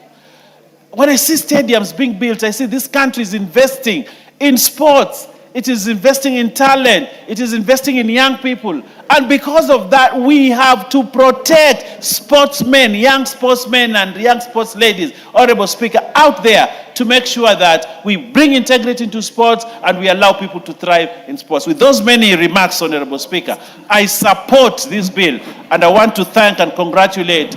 You know, she's a first-time member of Parliament, but you have done well. Irene Mayaka, you've done extremely well. I have seen several bills that have come from you, and I think you are a blessing. And those that vote for you, I want to ask them, from the floor of this hallowed Parliament, vote for Irene Mayaka for whichever position she requests. We need her in this House. I thank you, Honorable Speaker. Very well. Before the next member speaks to this, allow me to acknowledge in the presence of the Speaker's Gallery and equally public gallery the following schools. We have Turisho Junior School from Narok West, Narok County. We also have Akiba School from Westlands constituency, Nairobi. We equally have Wiyu Mirire Comprehensive School from Laikipia East constituency, Laikipia County. On behalf of the members and this House, we welcome you to Parliament. Let's have Wilberforce Oundo to speak to this. Thank you, Honorable Speaker. Also, let me join my colleagues in supporting the bill that has been presented by Irene Mayaka, a strong lady of the ODM party. And let me also put on notice minority whip, majority whip, that I know he has coveted me for so many years, but you tawe. Tawe kabisa. Honorable Speaker, let me echo the opening remarks by Irene Mayaka that sports should be free, fair, and accountable. That a team or a sportsman should win in a fair, transparent manner without any form of manipulation or undue advantage. That is the beauty of the sport. Sport, Honorable Speaker, is a talent, and at any given time, anybody should be allowed to express their talent without being conditioned, without being, manipulated. Honorable Speaker, I have been an ardent football fan. I have played football for many, many years at a very low level for obvious reason. and at any given time, losing a match where you felt you had lost unfairly was very devastating, and it can hurt emotions, and it can hurt spirits, and it can hurt very many things. And in very many cases, Honorable Speaker, where I come from, a match between two rival teams never ends in peace, because no team ever accepts it has lost a match. There must always be a fight. For many years, there was always a memorable fight between Lakeview and Busijo United. There was no way the match was going to end unless it has ended in a draw. So you can see how emotive, how emotionally charged can be a game of any forms of sports. Honorable Speaker, that's why I allowed the efforts by Honorable Irene Mayaka, to bring into this parliament an attempt to criminalize match fixing, manipulation, to make it a criminal offense or a penal offense. But Honorable Speaker, I would also want to get wisdom from her that I know in many jurisdictions, these matters are dealt at the federation level or the sports association level, and they have done it so effectively, probably without having a specific act of parliament to do so. But I'll work with her wisdom, noting the weaknesses of many of our sports federations and our sports club in this country. However, Honorable Speaker, and I hope she's listening to me, in the definition of manipulation, Honorable Speaker, I think C, the definition of manipulation of sports competition, might be too harsh, might be too radical, where it says intentions fail to perform to the best of their abilities to achieve a predetermined outcome. Honorable Speaker, I want to do this. I want to be very obvious. There used to be a lot of witchcraft in football. That one I know, a lot of witchcraft. So sometimes, Honorable Speaker, punishing a goalkeeper or punishing a striker for failing to score, we must in any way be very clear on this matter. You might also be on medical grounds. It could also be just a case of inability to perform to the expected level because you are not up to the act. Probably we must temper this definition to avoid punishing natural failure or natural low talent in that particular area. Honorable Speaker, the issue of investigations. With the current technology, we do believe 6 months is unnecessarily too long, because what happens between the allegation and the time the player is punished? Because there's no provision for suspension, it means the player could continue participating in any sports activity to the detriment of the sports. So, Honorable Speaker, I would suggest that a period of 6 months is inordinately too long. We need to look at it whichever way. Probably reduce it to 3 months or even a few weeks or a few days, because nowadays manipulation would start some kind of personal contacts or communication. And that particular communication, if you get a serious investigative agency, they must be able to tie it up and trace the movements from one point to another, so that we avoid this kind of inordinary delay in that matter. Honorable Speaker, the fines proposed under New Clause 64A, yes, they might be reasonable, but again, yes, we want to criminalize, but we need to not make it extremely too punitive. Sometimes you are manipulated unknowingly. You are manipulated unknowingly. To be punished to this extent, there must be some room of mitigation. And Honorable Speaker, the Honorable Member for that, yes, what's your point of order? Yes, Jalas, yes. Thank you, Mr. Speaker. I hear Dr. Oundo saying that the proposed fines are very lenient. They should be very punitive, because if you see what it takes for our sportsmen, the training, the vigorous nights that they go through. Mr. Speaker, you yourself, you are a sportsman, and I've seen you participate even in the Bunge FC. Can you imagine if you are going to a match after all this training, then it is a predetermined outcome, or you are part of a team that its members have decided how the match and the scores will be. It's almost like betting. It is almost like wasting people's time. You don't have to wake up, you don't have to train if people have already determined what the scores will be. I think these proposed fines are actually very okay. Very well, and Mr. Undo, you yourself, you are a sports person. I don't know, that's why you actually played football in low levels. Order. Chair, Honorable Speaker, let's be proportionate to the awards to the tournament. We used to run CDF tournaments where the awards was 100, 200. Punishing somebody who allegedly conspired to manipulate a game. You are asking him to pay 1 million, and probably what he took home, the award is only 100,000 for the winning team. That's why I'm saying we need to be proportionate. Speak to the matter. We shall have the third reading. Yes, we need to be proportionate.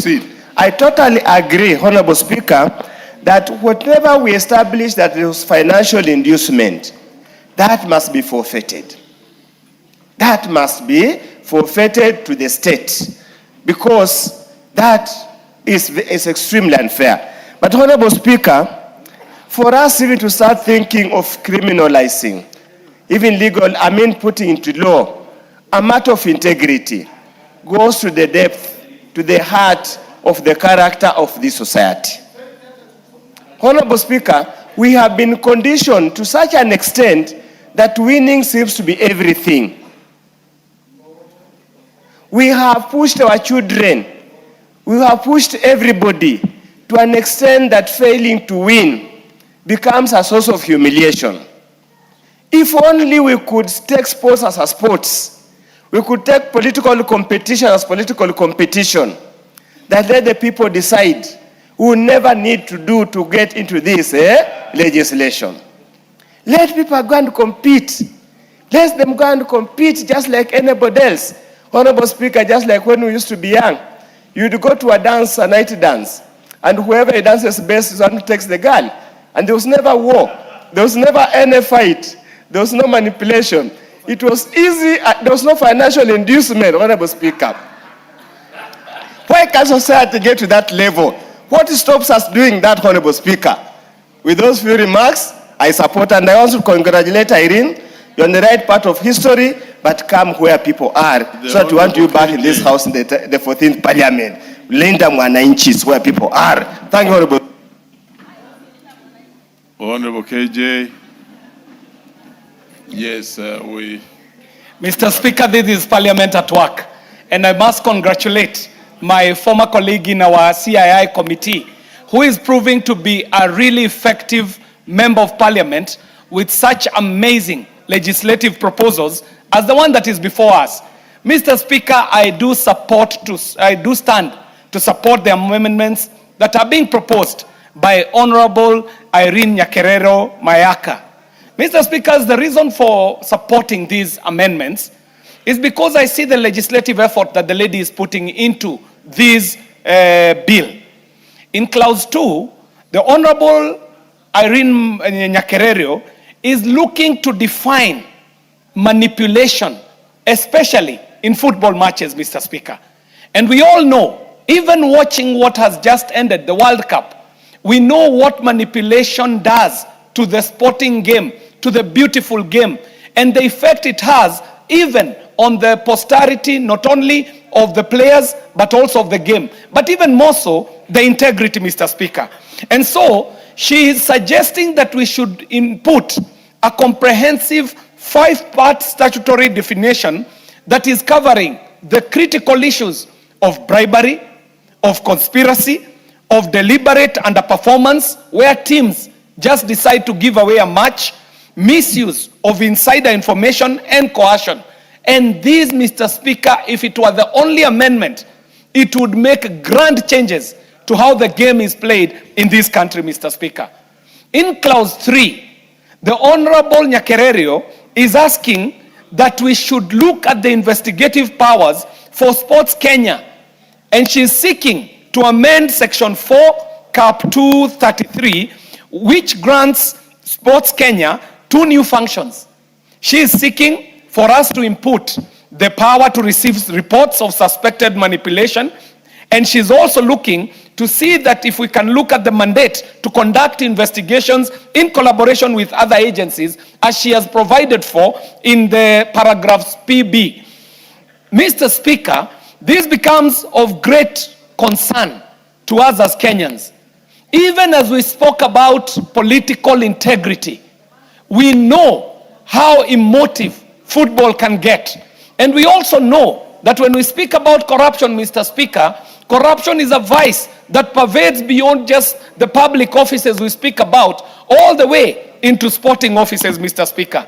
Mr. Speaker, one of the key reasons that I stand to support this is because of the matters that Honorable Nyakererio brings, where she is seeking to extend the Sports Dispute Tribunal jurisdiction to be able to hear appeals that are arising specifically from Sports Kenya's decisions on manipulation. Mr. Speaker, if we do this, we start walking in the direction of cleaning up the beautiful sport in the Republic.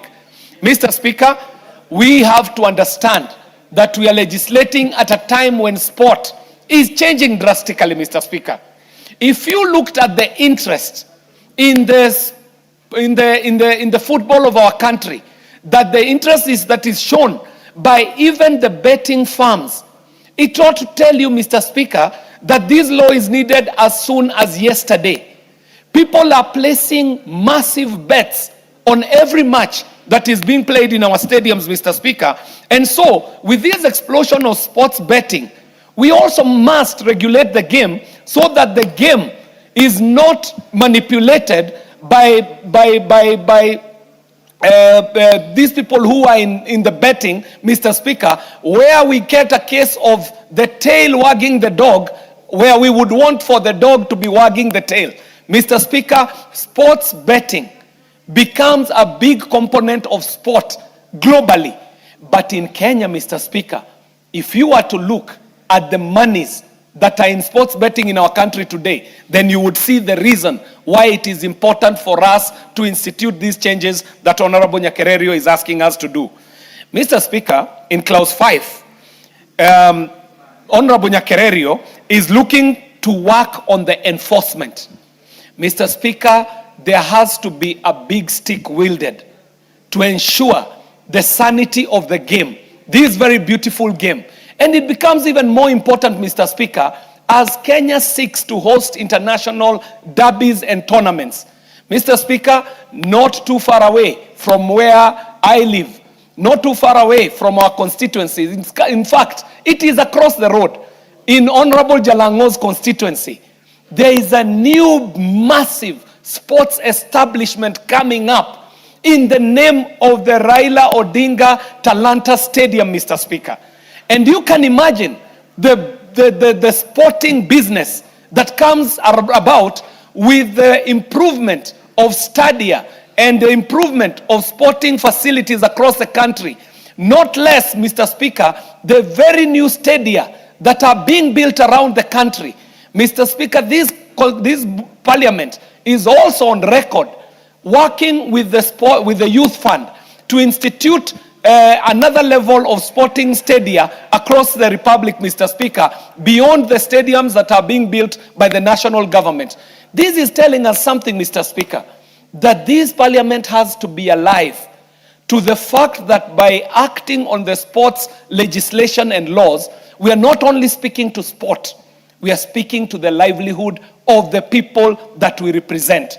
This goes beyond football. It goes beyond sports. It goes even into the economy of this country, Mr. Speaker, because we who are in Gando Ward are looking forward to the tournaments that are coming at the end of the year. In fact, there are people in Gando Ward who are already clearing their houses to be able to host spectators who shall be coming for the continental tournaments that will be happening at Atlanta Stadium and other stadia in this republic towards the end of the year. Mr. Speaker, I am looking forward to the committee of the whole house so that we would be able to polish some of these recommendations that Honorable Irene Mayaka is proposing, to fine-tune them to a level where we bring our sport to the level where we would want Kenya to be as a leader globally, because, Mr. Speaker, we are reminded very well that it never matters even how many medals we win in athletics. And our athletes are doing great work, especially our middle distance and long distance athletes. They are winning gold medals across the world. However, football remains the sport of our country. In every sense of the word, football is our national sport as a Republic of Kenya, Mr. Speaker. And I am coming from a constituency that has produced national stars in football. We are creating stars that go beyond our borders, Mr. Speaker. When we talk about the Dennis Olieches of this world, when we talk about the Marigas of this world, when we talk about the leagues that are playing in the Goreti South constituency, up to and including the tournaments that I was hosting this last weekend and the previous weekend, where we were able to beat some teams from Jalango's constituency, but unfortunately, Mr. Speaker, Jalango ran away with the cup, even when he was playing in our home soil, Mr. Speaker. And this speaks to sport development and the role of the leaders, especially members of parliament. And we are doing this at a time when we know, Mr. Speaker, that NGCDF can no longer be able to fund our sports tournaments in the constituency, Mr. Speaker. And so I shall end by saying that because the Constitution devolved sporting and sports promotion to our county governments, we must call upon our governors to take up sports as seriously as they should. We should see governors investing heavily, not only in infrastructure, but also in the youth development of our sports people. Because when our sports people are discovered young, then that talent can be grown to the level which we are seeing happening in places like Rwanda. Mr. Speaker, I really would like to support, and I'm looking forward to the third reading and the committee of the whole house so that I can put in some good input into this very good legislative effort by Honorable Irene Mayeka Nyakarerio. Congratulations, my former committee member in the committee of CII, and I know you're doing amazing jobs as a chairperson in another committee, from the committee that has produced more chairpersons than any other committee in the life of this 13th Parliament, Mr. Speaker. I thank you. Very well. Before the next speaker, let's acknowledge in the presence of both the Speaker's Gallery and the Public Gallery the following schools. Silibwet Junior of Kurusoi South Constituency, Nakuru. We also have Magenge Mixed Senior School of Bomachoge Borabu in Kisii. And also we have Kiunoyani Primary and Junior School from Makueni in Makueni County. And also have St. Paul's School from Samburu Central Constituency, Samburu County. And finally, the Modern Academy School from Kiminini, Trans Nzoia County. The Honorable Zamzam, and then we can come to the Honorable Meli. Asante sana Mheshimiwa Spika, na mimi niweze kumpongeza dadangu mdogo wangu Mheshimiwa Irene Mayaka kwa kuweza kuleta marekebisho katika katiba ibara 24A ambayo yameonelea kuwa ni muhimu sana, na sote katika bunge hili na imani sote tunaona kuwa ikiwa kutakuwa na udanganyifu katika michezo, wewe kama referee unalipwa kihongo, unaambiwa nataka ule mpira ukienda hivi piga firimbi useme umekwenda hivi. Mheshimiwa Spika, haya ni mambo ambayo yanatendeka sana Mheshimiwa Spika. Unaangalia goalkeeper Yeye mpira unakuja vizuri ambao anaweza kaushika, Mheshimiwa Spika, anaacha mpira uingie ndani. Kwa sababu gani? Amepewa kitu kidogo ili ile timu nyingine iweze kushinda. Mheshimiwa Spika, huu udanganyifu umeweza kuwafanya wana michezo wengi, hasa katika soka, wengi wamekuwa na kuvunjika moyo. Mheshimiwa Spika, watoto wetu kule Mombasa, nikiangalia kutoka Shanzu mpaka kule Punguvila, Mheshimiwa Spika, ukiangalia watoto kutoka Mbuta wanang'ang'ana, wanacheza mpira mpaka wanaongaonga, wanatafuta, yani wanaungaunga wapate pesa waweze kuja kushindana na timu za kutoka nje ya kaunti yao. Lakini Mheshimiwa Spika, mambo kama haya ndio wanafanya wale wanaisha nguvu. Unaona timu imekaa vizuri, unaona kabisa vizuri hii timu ndio imeelekea kupata ushindi na inacheza vizuri, lakini kile ukiangalia refa, ukiangalia goalkeeper, ana mchezo wa kirba goji kirba. Mheshimiwa Spika, kwa hiyo Mheshimiwa Spika, hino sheria ikiweza kuwekwa na kuzingatiwa, na hata nimemsikia ndugu yangu akisema kuwa hawa wasipewe faini ya juu. Mheshimiwa Spika, mwizi ni mwizi, japo mdogo ni mwizi, anaanza na chini, akifika juu atakuwa shabobea. Mheshimiwa Spika, kwa hiyo ikiwa hapa chini katika hizi tournaments zetu, na Mheshimiwa amezungumza, Mheshimiwa Kiare, hizi mpira na mimi naona ilikuwa wabunge wanafanya vizuri sana. Siku hizi mmeziweka katika kaunti, hatusikii mpira wala ukwaju. Mheshimiwa Spika, watoto wamekaa wanahangaika kule chini, skuli zikifungwa. Mheshimiwa Spika, hatuoni hizi mpira zikifanywa. Mimi ningeomba ziweze kuregeshwa katika kitengo cha wabunge ili waweze kuendelea na kazi nzuri ambayo walikuwa wanaifanya. Mheshimiwa Spika, Mheshimiwa Spika, hii faini ya milioni 1, mimi nasema Mheshimiwa Mayaka umeka chini sana. Manake sisi tukitaka kupigana na ukora, tukitaka kupigana na hongo, ubadhirifu katika taifa, lazima tuweke sheria ambazo ni sheria ngumu. Mtu akifikiria anaenda kufungwa gerezani, anaenda kulipa milioni 5, mtu anaamua hapana, mimi sitaki hongo, acha nifanye haki, nisimame na haki. Na hivyo ndio taifa takavyokwenda mbele. Mheshimiwa Spika, kwa hiyo hata nimemsikia Mheshimiwa Undo akisema sijui linda nani. Ikiwa hii ndio vile unavyotaka kuja na hiyo nani hiyo yenu, basi itakuwa Kenya mwairegesha miaka 60 nyuma. Mheshimiwa Spika, sisi hapa mahali tumekaa na naangalia ile ilikuwa manifesto ya baba Raila Amolo Odinga. Ni baba Raila Amolo Odinga alisema nataka Kenya iwe na infrastructure, iwe na miundo misingi, iwe inaweza kukaa vizuri.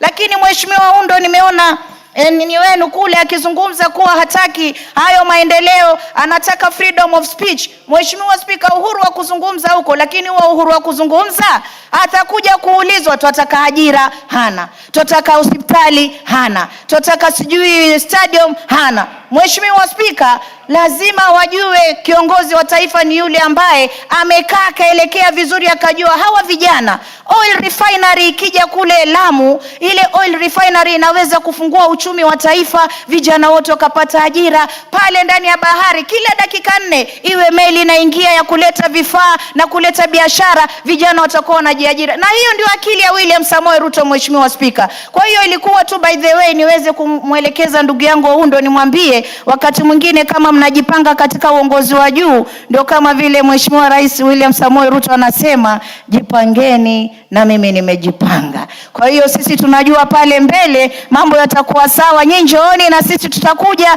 lakini Kenya wanataka maendeleo. Mheshimiwa Spika, nikirudi katika mada ya leo, ukiangalia katika nini ya kimataifa, wale ambao wamesimamia michezo katika anga za kimataifa wameweka penalties ama wameweka fine ambayo ni kubwa sana, na wameweka mazingatio mazito ambayo kwamba hata ule mpira wa kitaifa sisi leo tunaupenda. Mimi ni Manchester United, baba alikuwa Arsenal, lakini mimi nilimpenda hivyo hivyo japokuwa mimi ni Manchester United. Mheshimiwa Spika, utaona Kenya kila mtu anakimbia ule mpira wa kimataifa. Kwa nini? Umewekwa kwenye nidhamu kuanzia chini mpaka pale ulipofika juu. Lakini ukija hapa Kenya katika taifa letu, watu wanahongwa huku, mwingine anahongwa huku, mwingine hata leo sasa mimi nikijaribu kuzungumza, jamani, mheshimiwa tu hapa anatuambia kuwa hii itolewe.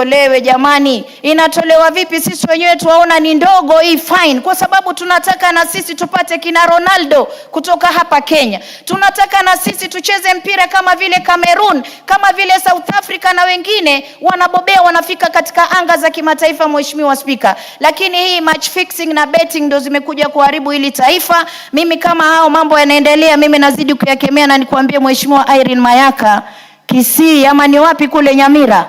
Nyamira, msipomchagua huyu mama kama mama county wenu, tumregeshe hapa bunge, haya mambo mazuri anayopangia taifa hamtaweza kuyaona. Kwa hiyo mimi nakupongeza sana, na niseme Mheshimiwa Spika, mgema kisifiwa tembo litia maji.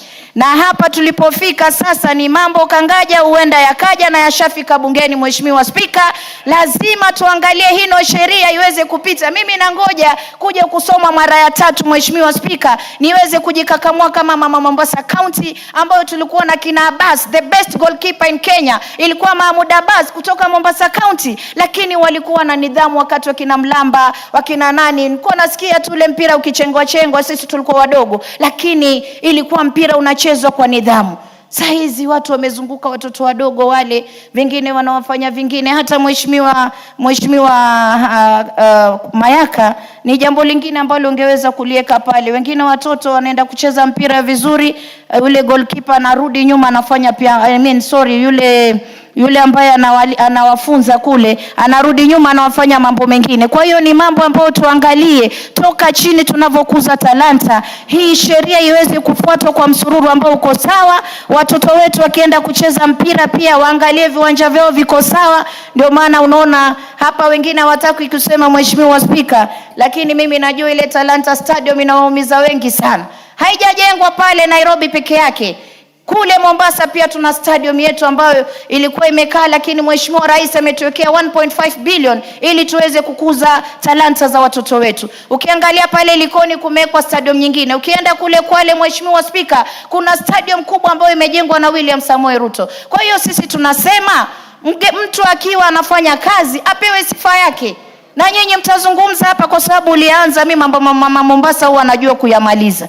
Wewe umeanza ukatuambia sijui tuende wapi, tuende Linda, hatuendi Linda. Sisi tumekaa hapa mahali pamenyooka, stadium tunaona, barabara tunaziona, miundo misingi tunaiona, na William Samoei Ruto ametujengea watoto wetu stadium ya talanta. Huyu ndio sisi tunasema tuenda naye. Na hii ibara 64(1)(a), hii mimi nakwambia dadangu Irene, umefanya kazi nzuri sana. Watoto wetu waweze kuangaliwa, hakuna mambo ya kuiba mpira, kwa sababu hivyo ndo wengine pengine wamepanga wizi mwingine tofauti, sio? Lakini huu mpira ukianza kuibwa sahi na sisi tunyamaze, wataiba zile funds, wataiba wakiendelea mbele na mbele. Kwa hiyo sisi tunazuia corruption kuanzia hapa chini mpaka kufika juu. Lakini kwa haya yote mimi nashukuru Mheshimiwa Spika, na nasema Kenya imenyoka.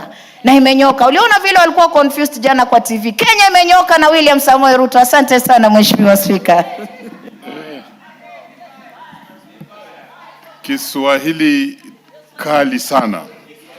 Order members, let me further acknowledge in the presence of Speaker's Gallery the following schools: Nakuru East Primary and Junior School from Nakuru North Constituency, Nakuru County. We also have the Shina's Education Center from Keses constituency, Uasin Gishu. And let me give the Honorable Barongo to just welcome the schools. He also plays number 5 for Bunge FC, but you are not speaking on this now. Just welcome the schools. Thank you, Honorable Speaker. And thank you also for, praising my football prowess on the pitch. Let me also acknowledge your incredible talent.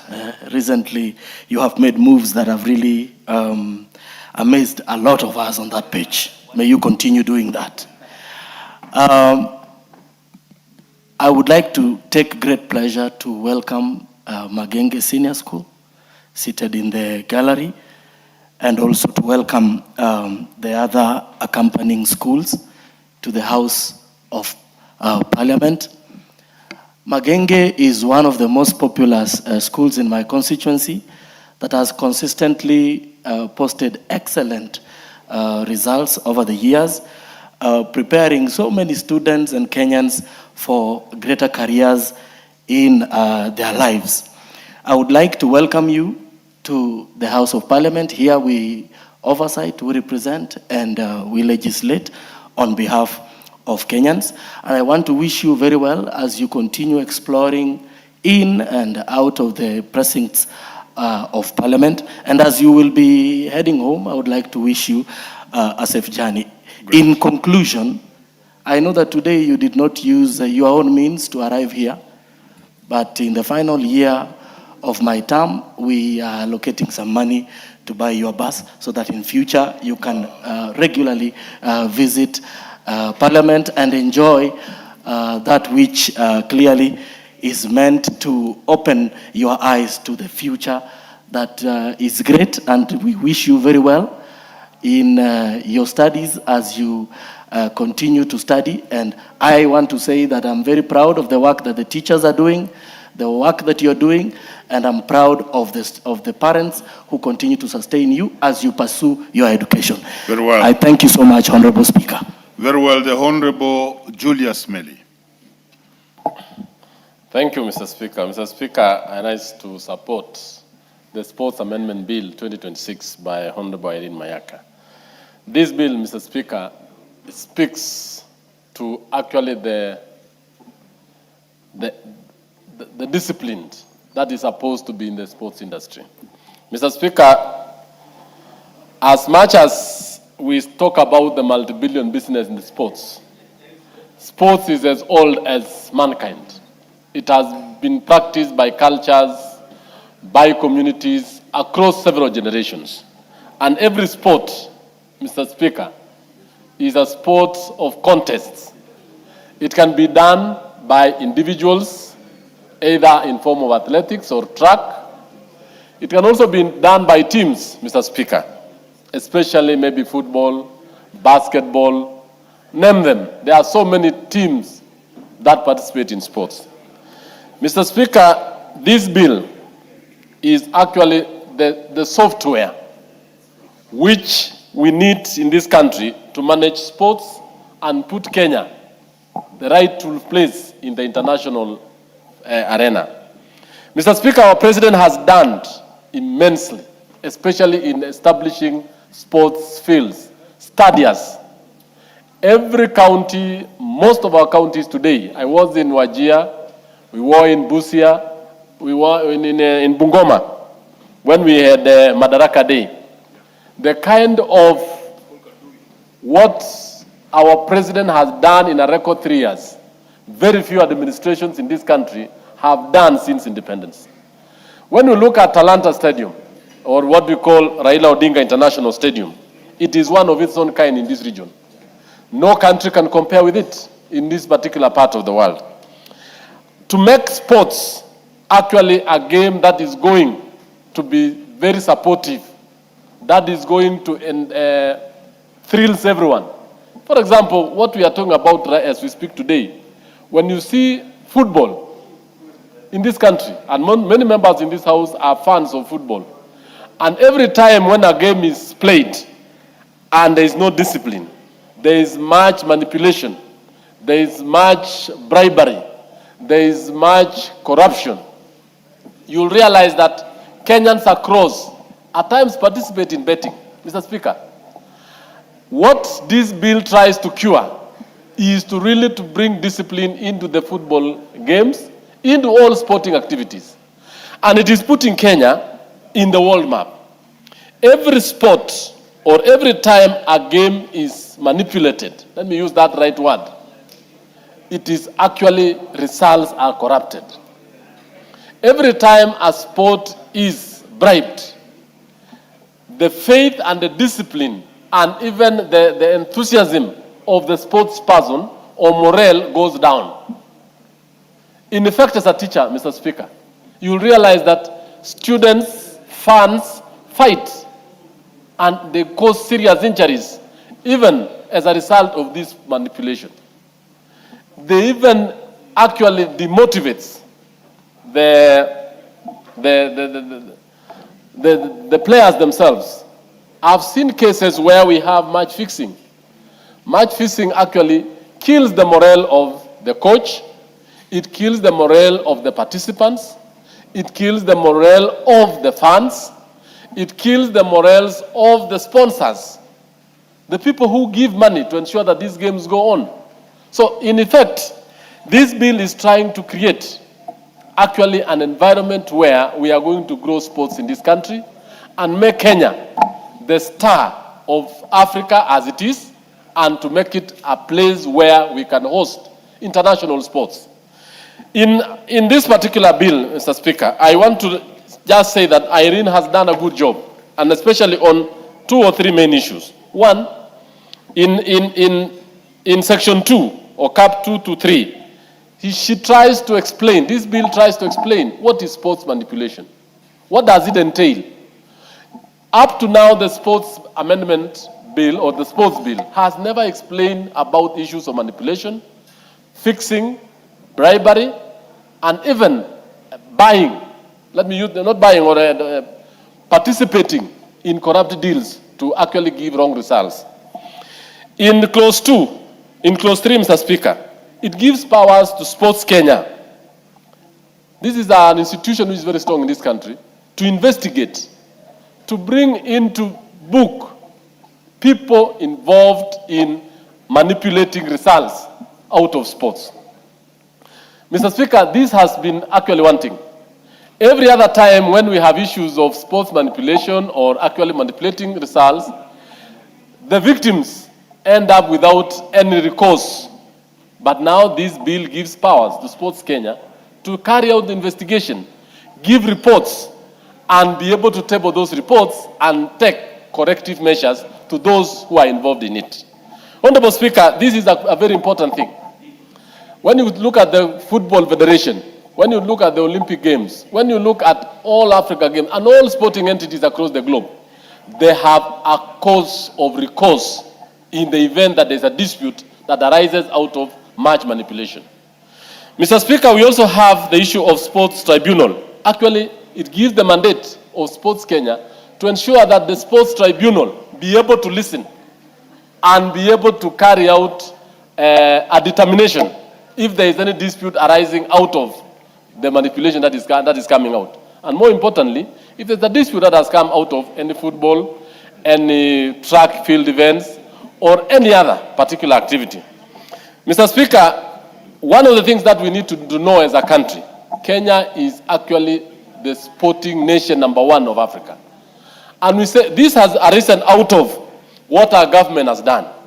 If you look at all our regions, sportsmen, you can find coaches who actually try to induce athletes to actually take drugs enhancing, what we call energy enhancing drugs. That is part and parcel of what we are calling manipulation. The coaches, all the people involved are ruining lives of youngsters. They are ruining their future by just manipulating them, by not telling them good results come out of discipline. Good results come out of proper training. Good results come out of persistent competition. In this particular case, this bill is going to treat and carry out penalties on individuals. I want to disagree with Honorable Undo, who is one of our good members of this House, that the penalties that we are given in section 5(4) are not very punitive. Imagine the lives of youngsters ruined as a result of match fixing. For example, an upcoming football club. For example, an upcoming athlete who has been cheated or who has been actually induced by coaches to take enhancing drugs to participate in athletics. They will never recover. And the penalty that we have here is even, I want to say, is not punitive enough to stop this very bad behavior. Honorable Speaker, you will realize that the standing of Kenya in the international field is going to be at a very high level out of this bill. That right now we will be recognized as having a disciplined, a working legislative act which will be able to allow even more international sporting activities to be carried out in this country. Lastly, Honorable Speaker, you'll realize that this particular bill is looking into that Kenya sports betting industry. I want to speak to that because we bet for good results. Youngsters and people across the globe have a very strong market through proper run games. Imagine individuals, investors have put their money and the sport is manipulated. They lose trust and then therefore the industry will collapse. And this one is a very important thing. Lastly, Look at our schools. And I want to laud what our government has done, Honorable Speaker. That the President has managed to employ 120,000 teachers to carry out learners and develop talents. The employment of 120,000 teachers is equivalent to, Honorable Speaker, and I want to tell the country, about 24 years. By previous administration have been employing 2,500, at most 5,000. 2,500, 5,000. It will have taken this country a record 30 or 40 years to employ that group of teachers. And this is where talent are being actually developed, it is being grown, and we are asking that let this talent of sports be disciplined from basic school all the way to universities. I support, and I think we need. Daktari Makali Mulu. Yeah, thank you. Thank you so much, Honorable Speaker, for this opportunity. Honorable Speaker, I want to join my colleagues in appreciating the good work being done by Honorable Mayaka, who happens to be the chairperson of my committee. It's a statement of fact, Honorable Speaker, that Honorable Mayaka, being a first-termer, has actually performed beyond expectation. And that's why she has won a number of awards for the good work she is doing. And this is one of them.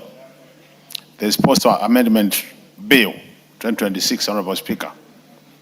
When I look at this bill, Honorable Speaker, it is a bill which is intended to provide a legal framework which at the end of the day will improve integrity of our sports in the country, Honorable Speaker. Honorable Speaker, this animal called sports manipulation, or fixing of matches, Honorable Speaker, it's a common problem. And it should be of concern to every Kenyan, either a sportsman or a sportswoman, that this is happening. Why am I saying so, Honorable Speaker? This is because the manipulation, Honorable Speaker, renders a number of things some of the things become very, very useless. One of them, Honorable Speaker, is that we know it takes a lot of time to train to be an excellent sports person. And in a situation where we allow fixing of either a match or an event, Honorable Speaker, what happens is basically then, Honorable Speaker, that effort is actually not rewarded accordingly, Honorable Speaker. Honorable Speaker, we have also seen a case where a team or an individual would underperform for purposes of the opponent winning for a desired future gain, Honorable Speaker, so that at the end of the day, you underperform so that the other person wins, and at the end of the day, then you are able to be rewarded for that, Honorable Speaker. Honorable Speaker, what has that done? It makes teams, Honorable Speaker, which are not the best, win. And imagine, Honorable Speaker, you have gone to a stadium, Honorable Speaker, and you have paid for your ticket, hoping that you will get the best out of the match, and then at the end of the day, Honorable Speaker, there is match fixing, and the team, which is not the best team, wins. I'm sure you agree with me, Honorable Speaker, that you will not have gotten value for money. So in that case, Honorable Speaker, I think that's why I want to agree with these amendments. And one of them, which I totally agree with the Honorable Speaker, and I wish there was a way of enhancing it, is how we are saying, if you are caught to have participated in manipulation of either a match or another thing, Honorable Speaker, that you pay a fine of 1 million shillings. Honorable Speaker, I think really this should be enhanced so that the penalty becomes more punitive, Honorable Speaker, and then in that case, then you can stop this thing. The other thing, and which is also very interesting, Honorable Speaker, is what we are saying, that, Honorable Speaker, if it happens that you have manipulated a match, Honorable Speaker, the proceeds of that should also be taken over by the state. Another good proposal, Honorable Speaker, because there will be then no reason why it should go to that extent to manipulate, Honorable Speaker. The other thing also, Honorable Speaker, is addressing is the tribunal, Honorable Speaker, the sports tribunal, where we are saying in case you feel like you want to appeal, then we give you an opportunity, and this is important, Honorable Speaker, so that we don't punish people who might not have participated effectively in the manipulation. I think that is really good for this country, so that we don't just lock the door, that if you are caught, you are punished, and you can't appeal. And I think the appealing process, Honorable Speaker, will allow people then to say, I'm not the one who either initiated it, or I was not an active participant in the manipulation, Honorable Speaker. But, Honorable Speaker, looking at this bill, Honorable Speaker, I think really Kenya is a country, because we are a very serious country when it comes to sports, would gain much by passing this bill. And that's why I think really we are enhancing the existing act so that we get it right, Honorable Speaker, and more so in the area of legal framework. That at the end of the day, Honorable Speaker, we will be able to see fair competition, so that if I'm the best, I come out as the best. And on the basis of emerging out as the best, Honorable Speaker, I'm rewarded accordingly. To me, that is very, very important. And that's why I want to join all the colleagues who have spoken about this bill, Honorable Speaker. That's why I want to say I really support it 100%, Honorable Speaker. And that's why I'm saying I'll be, during the third reading, I'll be here to make sure that all these amendments, Honorable Speaker, are carried. I would just wish that, Honorable Speaker, that we've seen a situation where second reading takes place. I know now we have about a year to go, Honorable Speaker. Because I've been in this house for long, I hope that the House business will be able to fast track the third reading, so that we get this bill behind us. Otherwise, we don't be surprised, Honorable Speaker, to find this coming the next Parliament. So we have about 6 months of active work in the House, because I'm sure from March not many people will be here. So I wish that we could just fast track it, and this becomes an act of Parliament. It will help this country. It will go a long way, Honorable Speaker, to make sure that our sportsmen and women are rewarded accordingly. With those many remarks, Honorable Speaker, I want to support this bill and wish Mayaka well as she moves to the next stage with this bill. Thank you. Very well, honorable members. We have the following schools in the public gallery and the speaker's gallery, and we want to acknowledge their presence in this house. Itibo Boys Primary School from Kitutu Church North, Kisii County. We also have Chemamul Boys High School from Belgut, Kericho. And we also have Mount Ararat Shiner School from Anaiboi, Ainabkoi constituency in Wasingishu. And then we have Sururu Second School from Njoro constituency in Nakuru. Having done that, the next to speak on this is the Honorable Karoli Omondi. Okay, let me allow the Honorable Member for Kisii to welcome the students, and then we can listen to... Thank you, Mr. Speaker. Indeed, it's a privilege to have our daughters and sons in the house, and I want to welcome them, all of you. It's a privilege. I don't take it for granted. You will learn so many things on responsibilities. When you go back home, you will have a lot of stories to tell your friends, even your parents. You know, the first time when we came to Nairobi, Mr. Speaker, is when we had finished Form 4. So when I look up at Itibo from Kisii, I see their young girls and boys, their young boys and the other schools. So work hard, it really pays. You are not doing it for your parents or your friends, you are doing it for yourself. Believe in yourself. The best gift you can give yourself is to work hard, obey your teachers, avoid exchanging love letters. The beautiful ones are not yet born. Thank you, Mr. Speaker.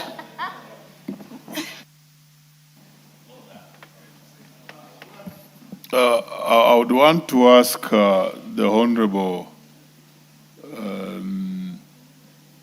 Karoli, maybe allow other members to speak to this, because you are representing the chair.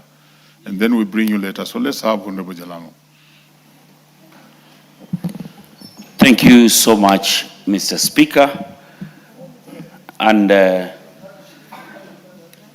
want to, from the onset, appreciate Irene Mayaka, for this bill.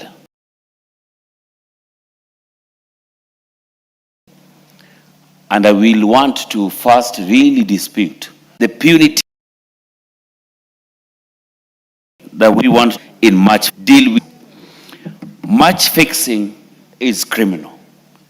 Some of us here were born, and it is our talents that got us to be known, to be able to make a name and even be here.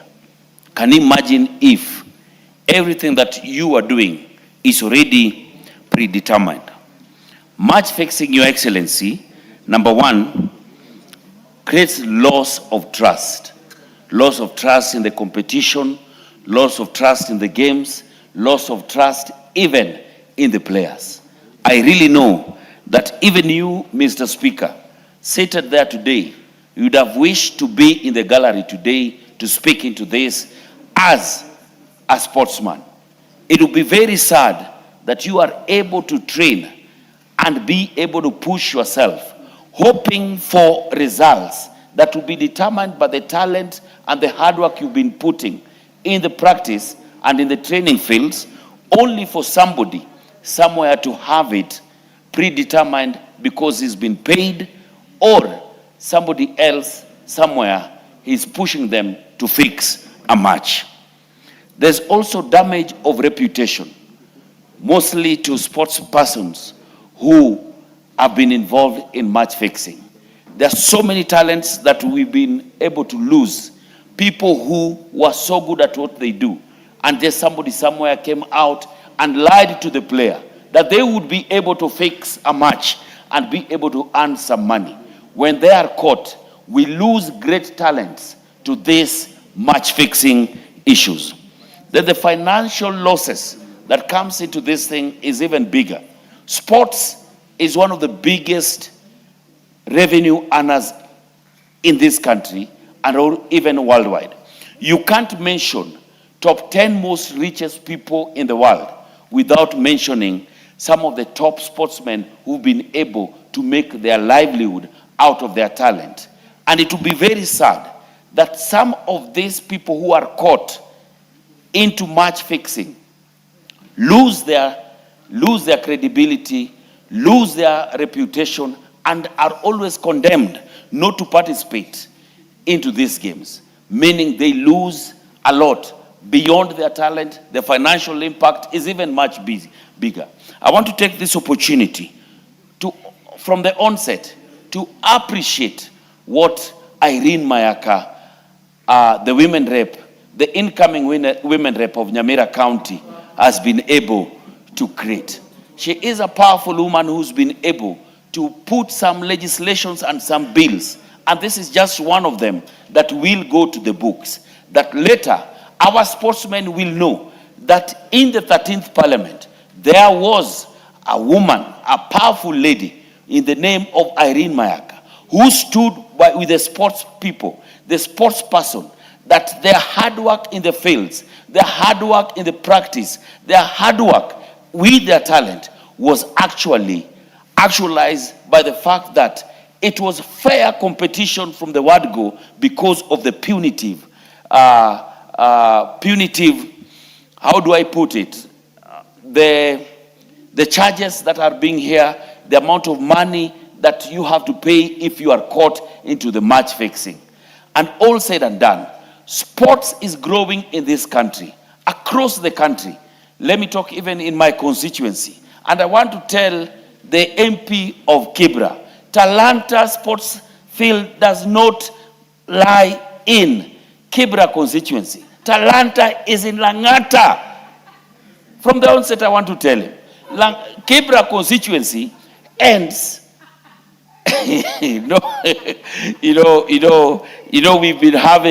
We've been having a back and forth around where does Raila Odinga International Talanta Stadium lies. It is in Langata constituency, Karen Ward. He should stay guided. He should stay guided that this stadium, even when it was being launched, I was the only member of parliament who was there. Where was he for him now to claim that Talanta is in Kibra constituency? It is in Langata constituency, Karen Ward. He should be guided. That facility alone will provide one of the best facilities in this country for sports talent, sports development. Can you imagine having that stadium built to the standards? Then we have somebody fixing matches in that stadium. It will be a shame. It will even be a shame to Baba Raila Amolo Odinga, whose name has been used in naming this stadium. Mr. Speaker, sir, I want to take this opportunity to appreciate Irene Mayaka for this bill. And I can't wait for the third reading. I will be here to again support and make sure that it sails. And just like we've said, let's hasten our speed around some of these works and some of these good bills so that they see the light of day in the 13th Parliament. I submit, Mr. Speaker, sir. Thank you. Yes, let me again acknowledge in the presence of the Speaker's Gallery the following schools who have visited this House of Parliament. We have Huti Primary School from Madhioya constituency in Muranga County. And then we also have Kedoa Girls from Kipkelion East, Kericho. On behalf of the members of this House and the House at large, I welcome you. But we have the Member of Parliament for Kipkelion East. Yes, please welcome the schools that are in the House. Thank you, Mr. Speaker, for giving me this opportunity to welcome the schools who are visiting our Parliament this evening, Mr. Speaker. I want to say, Mr. Speaker, among those schools are Kedoa Girls. Kedoa Girls, Mr. Speaker, is one of the prime schools we have in my constituency, Kipkelion East. And Mr. Speaker, I want to encourage our students who are visiting Parliament to use it as an experience in their learning and also as laboratories for their success in the future, Mr. Speaker. I want also to have learned, Mr. Speaker, that this week, most of those students who are visiting this Parliament, Mr. Speaker, are candidates of this year's exams. I want also to wish them on behalf of our August House, or the 13th Parliament, Mr. Speaker, I want to wish them all the best in their forthcoming exams, Mr. Speaker. Thank you, Mr. Speaker. The Honorable Robert Basil. Thank you, Mr. Speaker, for allowing me to contribute to the bill that has been crafted by Irene Mayaka. This is a bill number 5, Sports Amendment Bill of 2026. Mr. Speaker, this bill is very timely, Mr. Speaker, because it's aimed at stemming match fixing, Mr. Speaker. And we know there are many flaws of match fixing, Mr. Speaker. For example, it contributes to financial loss. Mr. Speaker, imagine you've placed a bet and then someone is doing match fixing, Mr. Speaker. There you incur losses as the one who has placed the bet. At the same time, the betting company loses money, Mr. Speaker. Again, another flaw of match fixing, Mr. Speaker. It encourages corruption, Mr. Speaker. Bribing referees, bribing the sportsmen and sportswomen, all this contributes or promotes corruption within the sport as a field, Mr. Speaker. Another very serious or gross flaw or negativity of match fixing, Mr. Speaker, it dilutes the reputation of sports, Mr. Speaker, and as a result discourages sportsmen and sportwomen from participating in sport, particularly the youth, Mr. Speaker. And this is a vice that we have to tame, Mr. Speaker. It also dilutes public confidence in sports, Mr. Speaker. And that is why I say this is a very timely piece of legislation, Mr. Speaker, to tame match fixing, Mr. Speaker. Mr. Speaker, the ultimate goal of this particular piece of legislation is to promote integrity, Mr. Speaker, and that will align ourselves with Article 10 of the Constitution that promotes integrity and fairness. More so in this perspective in competition, Mr. Speaker, it aims to criminalize match fixing, Mr. Speaker, or manipulation of sports competition, Mr. Speaker. It promotes or aligns Kenyan sports to international standards on integrity within sport as a field or as a discipline, Mr. Speaker. And that will put Kenya in the same category like other successive nations, Mr. Speaker, like Portugal, Italy, Germany, South Korea, and Spain, which won the World Cup, Mr. Speaker. Therefore, Mr. Speaker, this particular bill will also strengthen cooperation among sports organizations. I'm talking about betting regulators, the law enforcement agencies in investigating and preventing any form of manipulation within sport as a discipline, Mr. Speaker.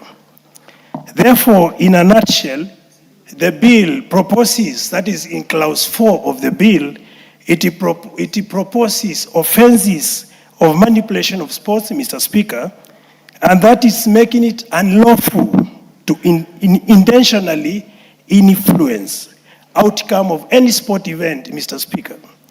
Importantly, the bill proposes to prohibit betting-related corruption, Mr. Speaker, which is a serious vice, Mr. Speaker. Also, it proposes criminalizing criminal penalties for offenders, Mr. Speaker, that is clause 5 of the particular bill, Mr. Speaker, and also allows confiscation of proceeds obtained from match fixing, Mr. Speaker. And these are some of the very punitive measures, Mr. Speaker, which is going to discourage people from participating in match fixing, Mr. Speaker. What will be the likely outcome, Mr. Speaker, of passing this particular bill? Allow me to shed light on this, Mr. Speaker. And one of the very possible outcomes is going to restore public confidence in sports as a discipline, Mr. Speaker. And this is going to enhance credibility, particularly in sports, and ensure those who participate in sporting events are actually rewarded for effort they have given to the sport activity as a discipline, Mr. Speaker. It is going to promote healthy competition in sports, and that is going to promote also fair betting and make also betting companies, as well as those betting, not incur and undue losses, Mr. Speaker, as a result of match fixing, Mr. Speaker. Therefore, Mr. Speaker, in summary, I fully support this legislation, this amendment, Mr. Speaker, because as indicated in the bill, the bill is supposed to amend Sports Act, Cap 2223, and that's why I say this is going to strengthen sporting activities in Kenya and make sport a very encouraging discipline, Mr. Speaker. And so many of our sportsmen and sportswomen will gain serious rewards or benefits from having this legislation passed by this House.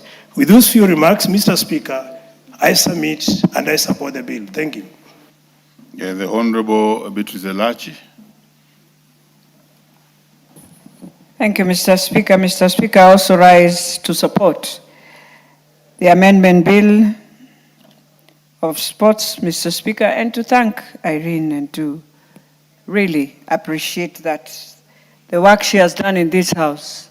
I am praying and hoping the people of Nyamira will look at her as a leader, as a legislator, and bring her back in this House as elected as their women rep in 2027. Having said that, Mr. Speaker, I am one person, and I want to thank you because you've also supported us in sports in Dagoretti North for many years. That carries a lot of young people who believe in sports. You find the best teams in Nairobi, most of them are in Dagoretti North. Mseto FC, Dagoretti North Hot Stars, Dago Stormers, Maranatha, and many others. And Mr. Speaker, you realize we also celebrate the girls who have played for this country, who came from Dagoretti Mixed. And they have done this sport. And then when you realize that we don't even have a bill to deal, or an act of parliament to deal with these manipulations that we find in sports, then that is where now we fail when we are building talents for our young people. So for me, the first thing that Irene is now doing for us is to bring in a strong law that also has penalties, that you can face a life ban, you can face suspension, you can be fined if you are found fix matching or match fixing. And Mr. Speaker, what we need also is education for both our sportsmen and women. And this is not just about football. It's about the athletics that we have. It's about any sports that we have in this country. Remember, nowadays, it is sports that will give you a scholarship even to go to university. It gives you a scholarship to go abroad, Mr. Speaker. And so if we do not train ourselves and recognize and report even the attempts of all this, then we'll find ourselves in a crisis. But for me, knowing very well next year we will be also having AFCON, Mr. Speaker, and that's why we must fast track this bill, is that it is important. It puts Kenya at a very high level in terms of respecting sports and ensuring that we have the rules and regulations that run our sports. Mr. Speaker, you realize even our reporting system, when you look at the bill, it is now trying to bring in a better way of having a reporting system. You realize, Mr. Speaker, in betting, if we do not monitor, you find that when betting companies, sometimes when you look at the betting, you find it sometimes very unusual, and you're wondering why. It is because they have already known, they can even, if you follow through, you'll find they know the team that will win. And so they push you in a very unusual pattern, Mr. Speaker. And so those are some of the things we are saying. Honorable Achi, how do they know the team that will win? When you are betting, you see when you are betting, see, you see how the pattern is just going. You find this pattern, the pattern is very unusual, and you are wondering, is that the team that, and you'll find the team will win, Mr. Speaker. So even them, they always know. So it is important, even when we are putting in this bill, to monitor and regulate also our betting companies. They play a big role in this fixed matching, Mr. Speaker.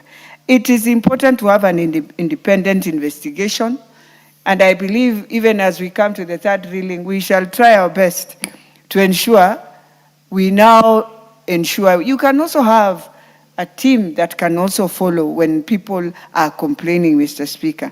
We must work with the international and cooperate with them, because remember, it sort of goes cross-border. It operates across board. You find you're playing with Tanzania or Uganda, and guys can just play the game also there. And even internationally, we have seen. And so this is one act of parliament that is going to really make us clean our sports. You realize it's not just about that. You find even in high school, Mr. Speaker, today you find some schools, they just decide to bring in non-students to be put in a team. So you're seeing young people just flopping and the ball is just going and people are playing well. They have done, it's the same mistake where you take students who are non-student and you put them in the field to play with students. And so verification is very critical, even in our national sports that we have for our schools. We must do verification that students who are in those games are students of those schools, not a school where you decide it is rugby and you have brought in the real professionals to play rugby with young students and you wonder what is happening. And when you look at them, you realize, that person is supposed to be in campus, not in high school. So those things are there, Mr. Speaker. And when we are dealing with this bill, we have to also look at that also. So it's important because this is the only place where you find young people can even be employed. You remember, Mr. Speaker, when we were in high school and you were a good volleyballer, you are a good player of basket, you'd be taken by the companies. I don't know what happened to that. And we need to bring that trend back. It used to help many young people in high school. They will finish playing. When they close school, you go play for transport, Transcom, all those girls from Mukumo, from Moi, they would go, Lugulu. They were the best volleyballers, and that is how they joined all these national sports that we could see those days. And I'm hoping with Safaricom Dimba, they can also do the same. Because Safaricom is supporting our young people, yes, but we need to ask ourselves, how do they move to now the next level? They will go regional, Mr. Speaker. You'll find our students in Rwanda performing very highly. And so we have to also, even as we do all this, agree that it is important to create sports, to be sports where people will benefit the way students in the US are benefiting in Europe, and so our young people the same. So for me, the most important thing, I have had many of us, some complaining about the fine. Mr. Speaker, the fine needs to go even higher, because don't forget, you kill. You realize when you are banned in athletics, when you have done doping, you are banned sometimes life. You're given a life ban, Mr. Speaker. And so let us be serious. If we want to make this sector become a sector that can help our young people, let us put in rules and regulations and laws that can support the whole system, Mr. Speaker. And therefore, I want to thank Mayaka and to tell her, it's not just me. I think the girls who are right now in Morocco will celebrate you, because we were with them when you told them that you are doing, you're coming into Parliament to ensure this bill goes through. And we are praying for them. I am hoping the under-17 will perform, and I know they will perform. They've gone to the World Cup. This is the second time they are pushing themselves. So let us wish them well and let us support them as much as they are far. They are not far, they are in Morocco, but let us support them. With those few remarks, Mr. Speaker, I beg to support, and I hope, as everyone has said, that we shall push this bill and ensure we pass it before we go for our long recess. Thank you. The Honorable Umi Harun.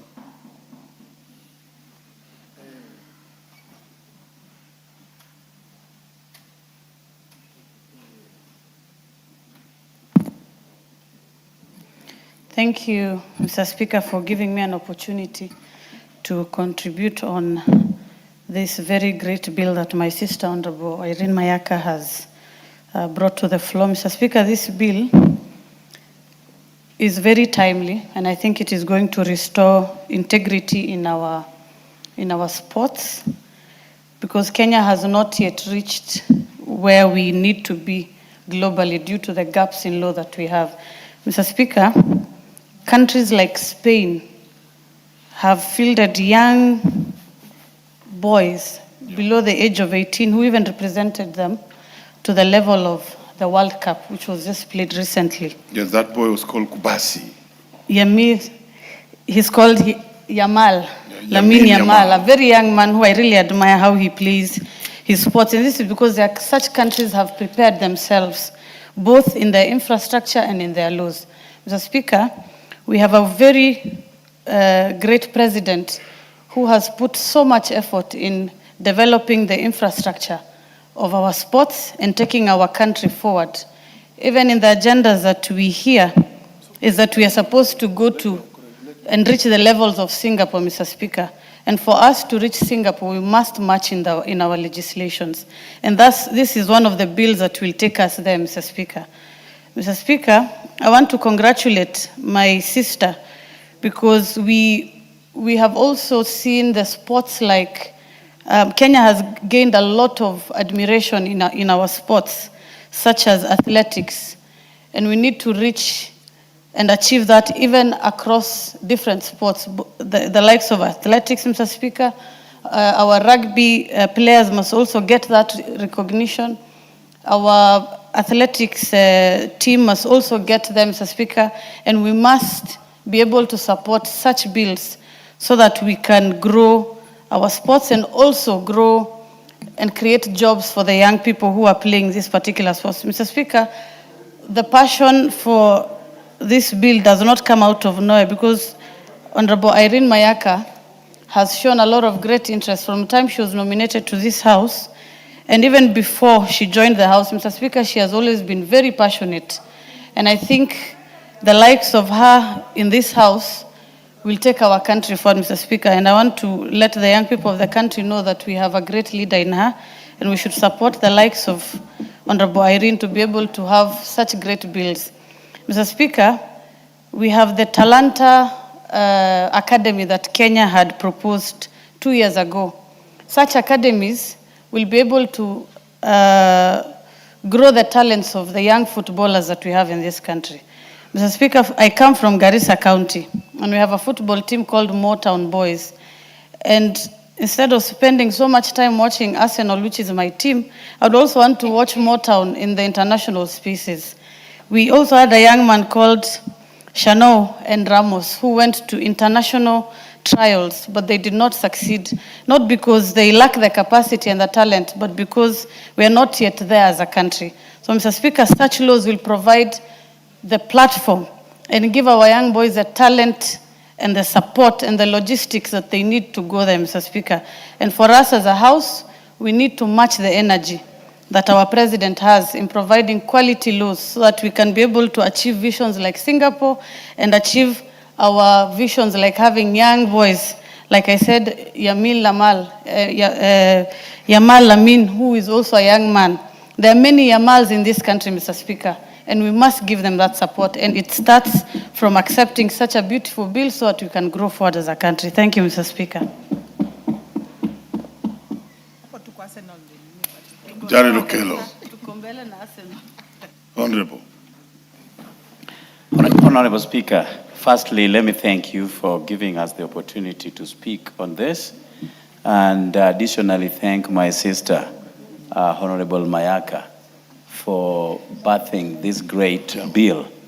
Honorable Mayaka has been known to be a very prolific bills writer, and this is not just her first. She has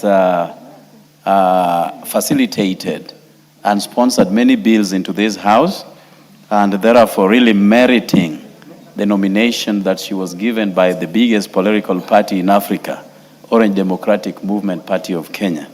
Honorable Speaker, what she has done is a demonstration that she can move from a nominated slot to a universal suffrage election by Nyamira people.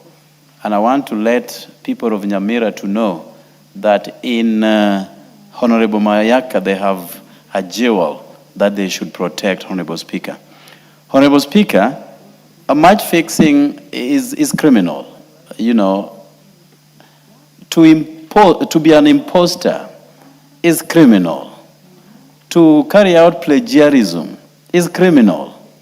So much less this, where people manipulate the processes to have undue advantage over other players or over other teams, Honorable Speaker. And it has to be treated as such. It is criminal. Honorable Speaker, the last 5 years, I have been dealing with a very complex matter at the United Nations General Assembly every September, where we have been debating about sports trafficking involving football together with athletics, Honorable Speaker, where you have crooks taking advantage of very young, innocent, ignorant children under the guise of registering them and plugging them into football clubs abroad, Honorable Speaker, only for these innocent children having been taken full advantage of, including their parents, paying agents that do not exist, or agents who are just out to make money, Honorable Speaker. They land abroad only to realize that those clubs never exist.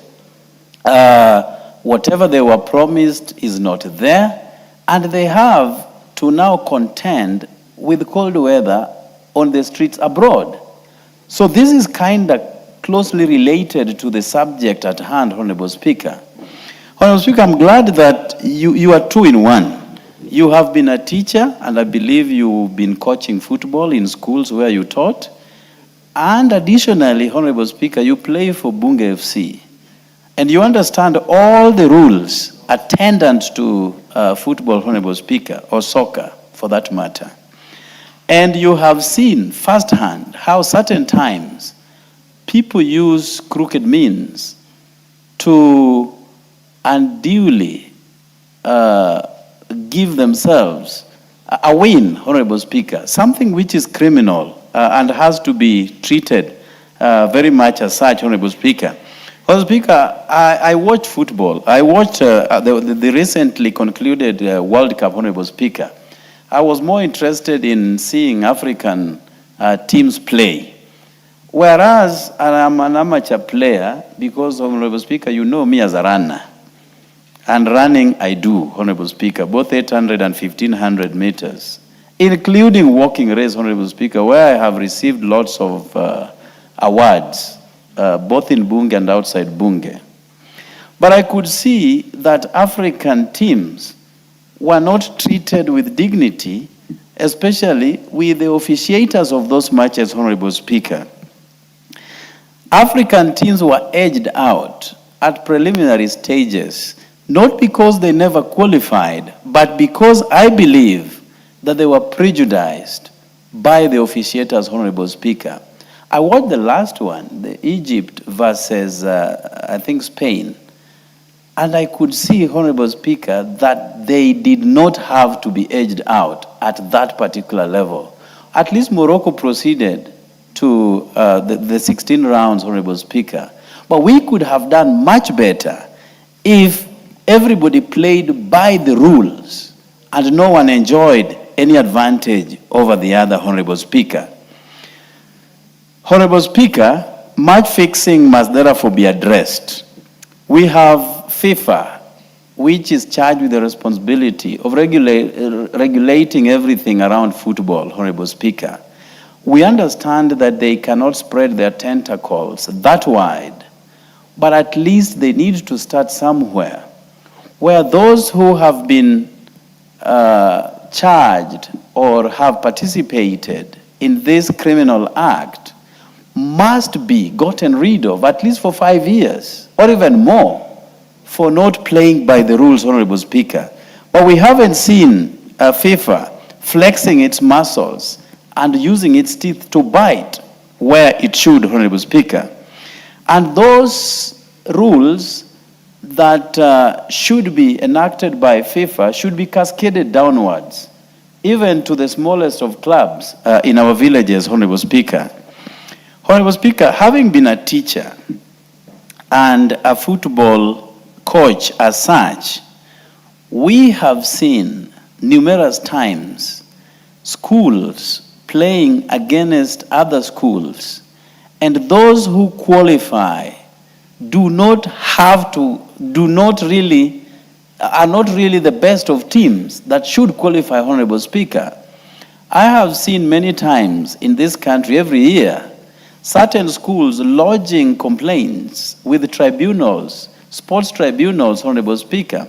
And a few times I have seen those decisions tinkered with, those decisions disturbed by the tribunals, so that the rightful candidate, the rightful school, should be given the award, Honorable Speaker.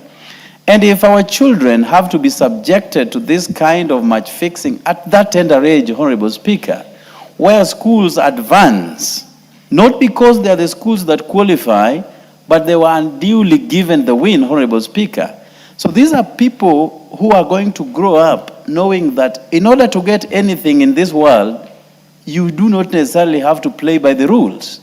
So we have to start somewhere as a country, and this is a very starting point, this bill that has been brought forth by my sister, Honorable Mayaka, Honorable Speaker, the penalty that has been preferred here, I believe that my sister, Honorable Mayaka, will be able to relook into it, or rather I will push an amendment that we can move it from 1 million to 5 million shillings, Honorable Speaker, so that the rightful winner is given the opportunity, and not people who do not qualify, and at the end of the day, get what is not theirs, Honorable Speaker. Everybody should play by the rules. Everybody should be subjected to our laws as a nation. And this is going to be a very good starting point. If we do so, Honorable Speaker, probably this is going to be the first time in our history that Kenya will qualify for World Cup. I've always, Honorable Speaker, been praying after every 4 years that my country will at least this time qualify. We've had Dennis Oliech, the menace, who was a World Cup material. We have had Olunga now, a World Cup material.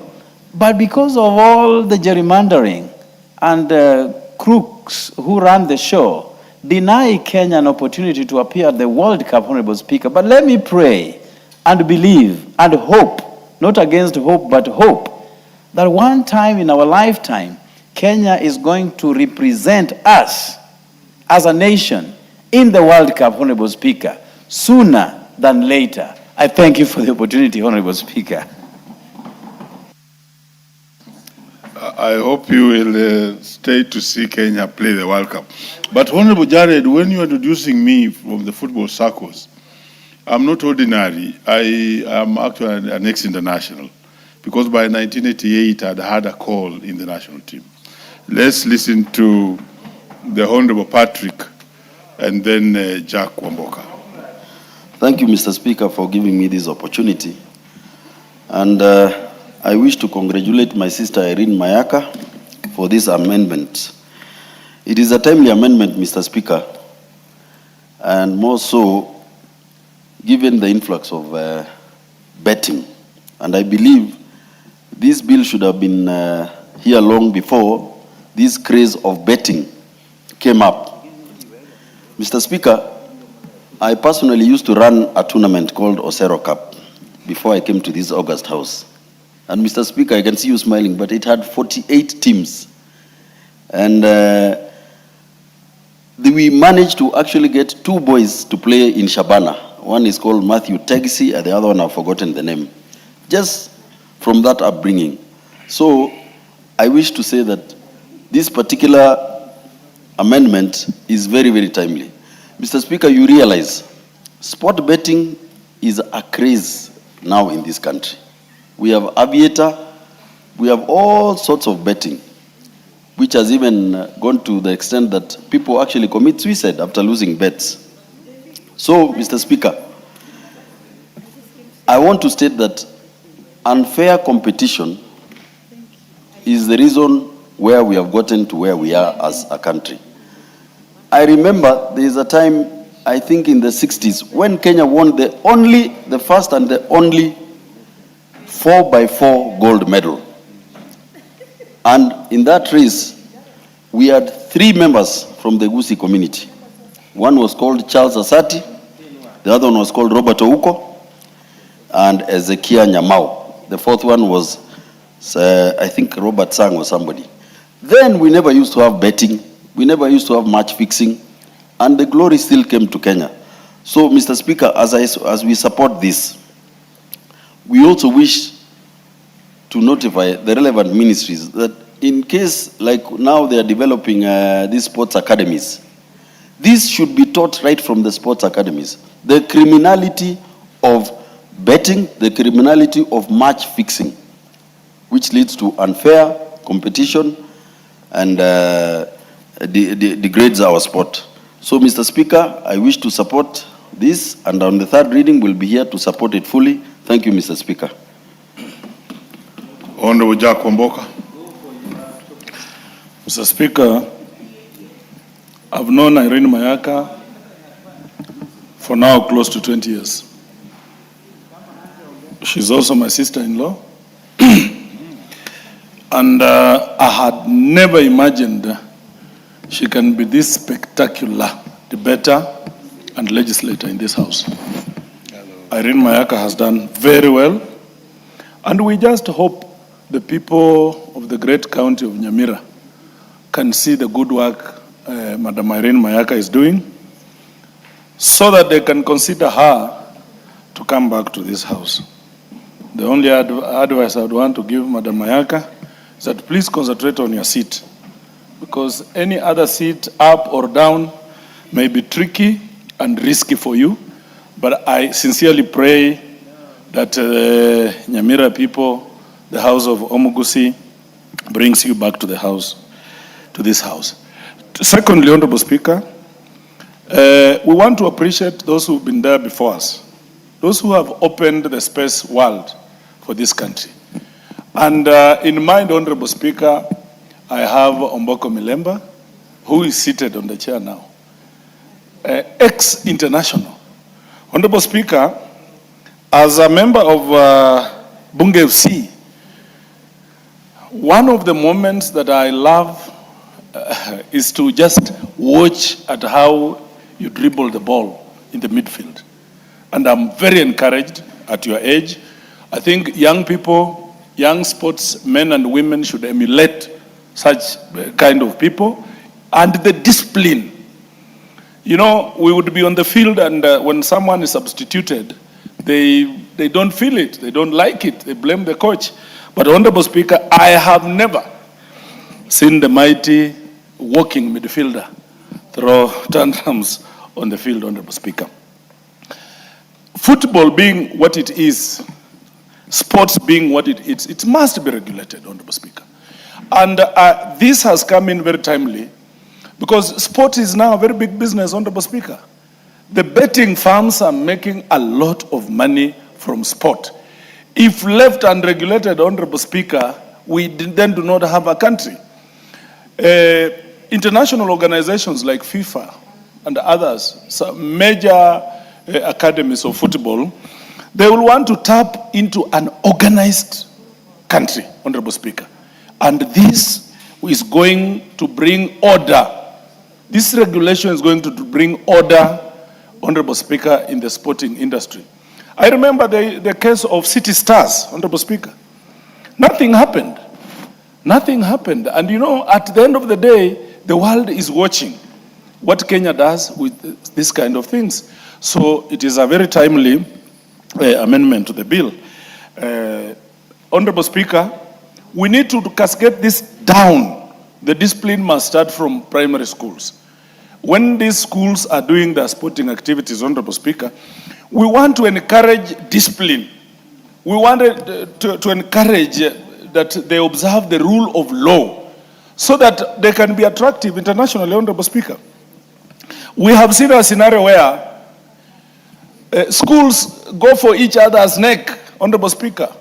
When St. Joseph's Kitale, St. Anthony Kitale are playing, you would think that it's a World War II, Honorable Speaker. They are going for each other, and whereas sports is supposed to be enjoyed, you watch the game, how people are playing and feel nice and appreciate the winners. These people go for each other, Honorable Speaker. They go and poach very old people from other countries, other counties, from other villages to come and play. And now you can imagine, Honorable Speaker, if you have young kids from 4, from 3, from 2, from 1, but the other school has poached a very old person who has even finished campus, and you know that is a very unfair competition, and it's also risky for these children. So this is going to bring sanity, Honorable Speaker. We want our young people to join serious football clubs like the one I support, like Arsenal, Honorable Speaker. Serious clubs. You know, I saw some people saying that they support Man U, and I looked at them and say, "Are you for real? Are you for real?" Honorable Speaker, I normally never want to cross the path of the bad girl, and so I will quit that very quickly. Looking at the World Cup, Honorable Speaker, African teams had talent. You could see Senegal play. Up to the 86th minute, they are 2-0, Honorable Speaker. But how they lose out, Honorable Speaker, it is disheartening, Honorable Speaker. It is disheartening. And it goes back to how football is managed in African countries, Honorable Speaker. I just hope that one day, with this kind of legislations coming into play, in our lifetime, we will have our country going to the World Cup and going way through to semis and even to finals, Honorable Speaker. I want to urge the government, please concentrate monies in building talents. Support talent. One, by building infrastructure, Honorable Speaker. We want the studies that are ongoing to be completed. Honorable Speaker, in Bungoma County, we have Masinde Muliro Stadium in Kandui. This stadium was started almost 10 years ago, Honorable Speaker. Up to now, it is not finished. It's not completed, Honorable Speaker. We want to urge the government to balance development. When you want to finish a Homa Bay Stadium very quickly, Honorable Speaker, you want to complete Garissa very quickly, please prioritize Bungoma also, because Bungoma people are also taxpayers. There is no way a stadium in Bungoma can take over 10 years, Honorable Speaker, while a stadium in Homa Bay took 3 years, Honorable Speaker. We want fairness as a people because we pay taxes. We want to encourage the government to continue putting money. Honorable Speaker, just protect me because there's nothing out of order here. We want to encourage the government to ensure that at least every county, Honorable Speaker. Order, Honorable Nami. What is out of order, Leader? Thank you very much. You see, relevance and accuracy of information is a tenet of parliamentary debate. And it's there in a standing order. And you see, my honorable friend, Wamboka, who we share a lot of many things, is imputing improper motive on this government. This government has been in power for only 4 years. He's saying a stadium in Bungoma has been built for 10 years. And that the one in, Homa Bay has been built for only 3 years. But you see, the period that he's citing and saying there's unfairness in this government is irrelevant in his speech, and he should give credit. He should actually credit this government for building the Homa Bay in 3 years, but the previous government never took care of the interests of the people of Bungoma. And please, this Tawe, please move out of Tawe and come home, and you are my friend, and I will take care of you. You have been heard. And move out of that Linda. I don't. Proceed, Honorable Speaker, I don't know what my brother knows as a definition of government, because any country and Kenya as such must have a government anytime, all the time. So, Honorable Speaker, the stadium in Bungoma has taken over 10 years. The President himself came to Bungoma and committed that it was to complete 3 years ago. It has not. And the Homa Bay one is complete.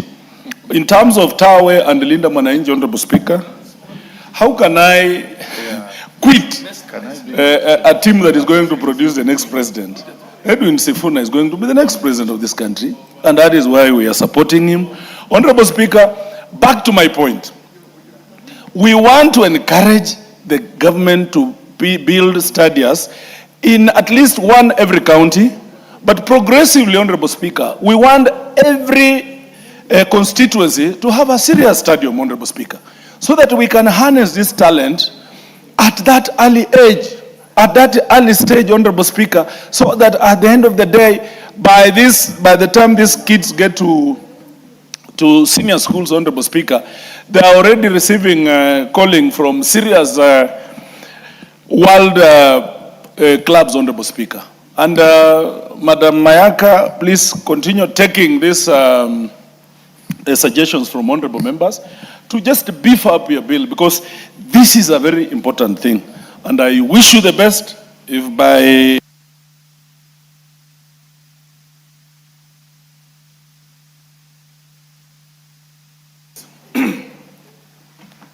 half a minute to conclude. You can't use two mics at the same time. Exactly, Honorable Speaker. You must advise these clerks of ours. At times they do a good job, but at times they forget. So I was completing by saying, Honorable Speaker, I wish my sister, Honorable Mayaka, very well, all the best in her political career. And that at that time, Madam Mayaka, don't hesitate to come to Linda Mwananchi, because I will talk to our spokesman, Honorable Karoli Omondi, to give you a ticket so that the Nyamira people consider you coming as a woman rep. And thank you so much for the Lord's work that you are doing. And thank you so much. Okay, order. Millie Odhiambo, MP for Suba North. Thank you, Mr. Speaker. Thank you, Mr. Speaker, for giving me this opportunity to speak to the Sports Amendment Bill 2026 by Honorable Irene Mayaka. Mr. Speaker, first of all, let me just laud Honorable Mayaka for this excellent work. Mr. Speaker, Honorable Mayaka has done a very, very good job since she came into this parliament. She understands the mandate of a nominated member of parliament. We have members who have been nominated in this house, and when they leave, they have no footprints. And so I just want to say, Honorable Mayaka, you are on the right path, and I hope the people of Nyamira County will remember you, especially in our party that you have adorned their colors. But should you go even elsewhere, I hope that they remember you, because it's about service. Mr. Speaker, when you look at the issue of the Sports Amendment Bill, it seeks to confront one of the challenges that we have, which is the issue of sporting integrity in this country. And Mr. Speaker, you can see that we have a lot of Kenyans who are very qualified, who are excellent, but Mr. Speaker, because of issues such as match fixing and all that, we compromise sports and we kill sports. And so when we actually then make sure that we look at issues that affect sport, then we'll be able to encourage many more young people to be involved in sports. In many countries, sports is actually unemployment and employs very many young people. And we are currently dealing with the issue of unemployment. So if we professionalize sports, then it means that many of our young people would get into this, even as a career path. Mr. Speaker, I don't know, perhaps if it was professionalized earlier, I wouldn't be here as a member of parliament. Perhaps I would have been a sporting person because I was excellent in 100 meters race, for instance. Even though I look like now I can't even do 200 or 400, Mr. Speaker. But I was excellent in 100 meters race. So Honorable Karoli, who was actually the same school with me, Homa Bay Primary, can confirm. Yes, so that I was a star athlete in Homa Bay Primary. Yes, I was. Yes, even in the National Youth Service, because we were with him in the National Youth Service, Mr. Speaker. Perhaps, Mr. Speaker, on another note, I would want to interrogate why people who went to Homa Bay Primary are very, they are such kichwangumus. They are very tough-headed. But I like the fact that they are very principled as well. I can mention just a few of them, and we are doing fairly well. Honorable Karoli is one of them. Millie Odhiambo is another. Agostino Neto is another. Jalas is another. CS Ogamba is another.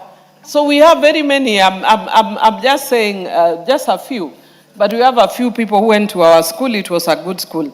And yes, we are way ahead of Alliance. It's just that because our school is down in southern Nyanza, people don't realize it. Mr. Speaker, back to this bill. The bill deals with the issue of manipulation of sports competition. It also looks at investigative powers and provides a 6-month investigative timeline for Sports Kenya. The bill also looks at the jurisdiction of a sports tribunal over manipulation appeals. And this is very important because sometimes when we delay too much with dealing with issues which are presented where there's a conflict, it might discourage people. It also has a standalone offense of sports manipulation, that also has penalties. And then it also has forfeiture of all proceeds gained through manipulation. Mr. Speaker, you know that one of our sons, I forget his name, that was such a great sportsman, was caught up at an international level in this kind of situation and lost. And Mr. Speaker, we are losing a lot of our young people internationally. And because internationally they may not be able to get as much focus and attention when they are here back at home, you find that a lot of them end up, missing their paths. Very recently, I was seeing online one of our excellent rugby players that was brought back, Maurice Odumbe, that was brought back to Kenya. And Mr. Speaker, if they were playing for Kenya, and because we have professionalized sports, Mr. Speaker, then they wouldn't be facing the kind of challenges that they face. Mr. Speaker, I don't want to talk too much to this because it's a fairly straightforward bill. And I want to also just congratulate Mayaka that she's also doing something that is not very common. A lot of people don't associate women with sporting. And she's come out very strongly, especially football. I was told not to use the word soccer because it's more American. We associate more with football. And she's done very much to support sports and especially football in this country. But much more our girls, like the Harambee Starlets. She's always there calling us, seeking our support for the girls, even though unfortunately they were beaten in their last game. But we are still proud of them, that they are lifting this country, the flag of this country very high. And we encourage our women and young men to stay and to be focused. And, once this bill passes, then it means that our sporting activities will go very far. I know Honorable Omboko was very concerned about the Homa Bay Stadium and was concerned why the Bungoma one has taken long. But if you look at the Homa Bay one, it was actually started by Honorable, the former Governor Awiti, and then the President came now to complete it. And because of that, perhaps that's why it has taken very, very fast, because there was already a framework. So it's not necessarily a reason to castigate the government. Perhaps he may look for other reasons to castigate the government.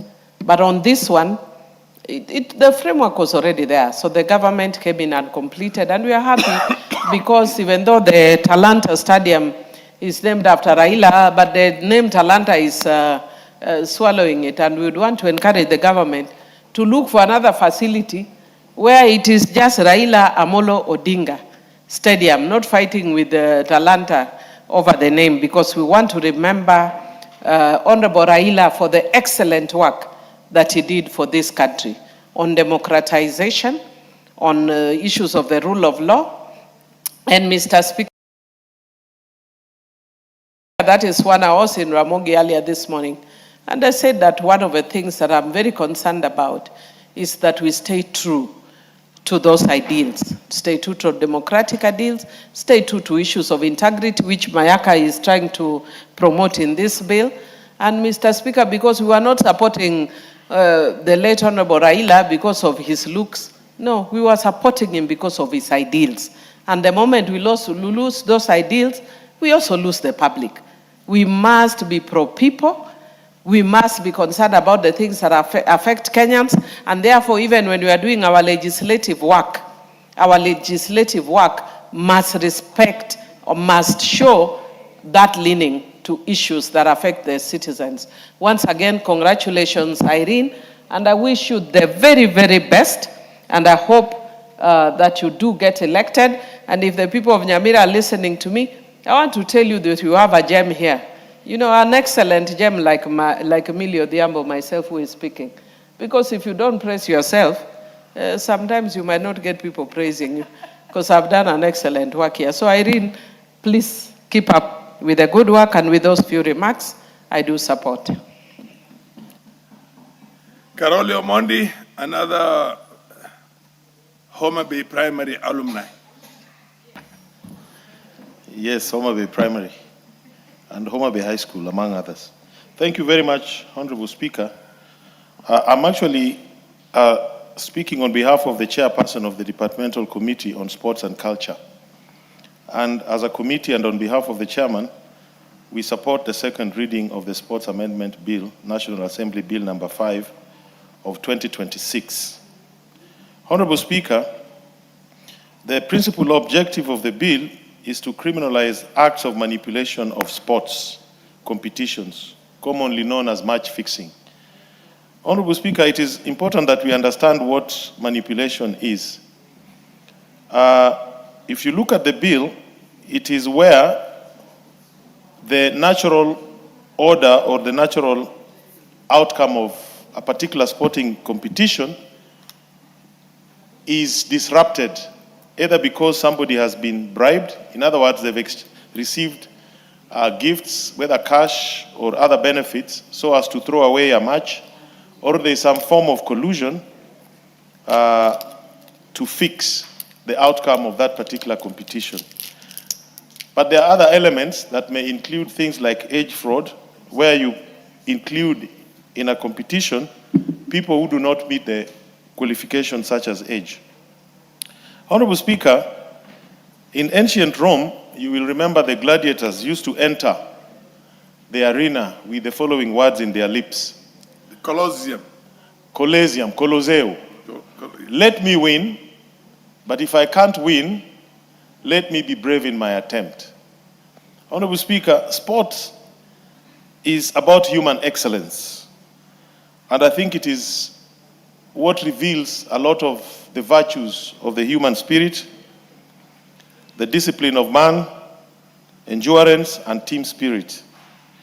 That is why we are very careful to prevent cheating in sports. It is just like cheating in exams or committing fraud in business. We note that this particular bill is supposed to promote integrity, fairness, honesty, and the uncertainty of the outcome of sporting competition, which is the source of the joy and the thrill that we have as people who watch sports. Match fixing undermines these principles, erodes public confidence in sports, and unfairly disadvantages athletes who compete with integrity. I think Honorable Irene Mayaka will agree with me that witchcraft is not included as part of the manipulation we are talking here. It is not included. You know, a lot of people also believe in other activities to influence the outcome of sporting events. Honorable Speaker, Kenya is bound by the Macaulay Convention, which established the benchmarks for preventing and combating the manipulation of sport competitions.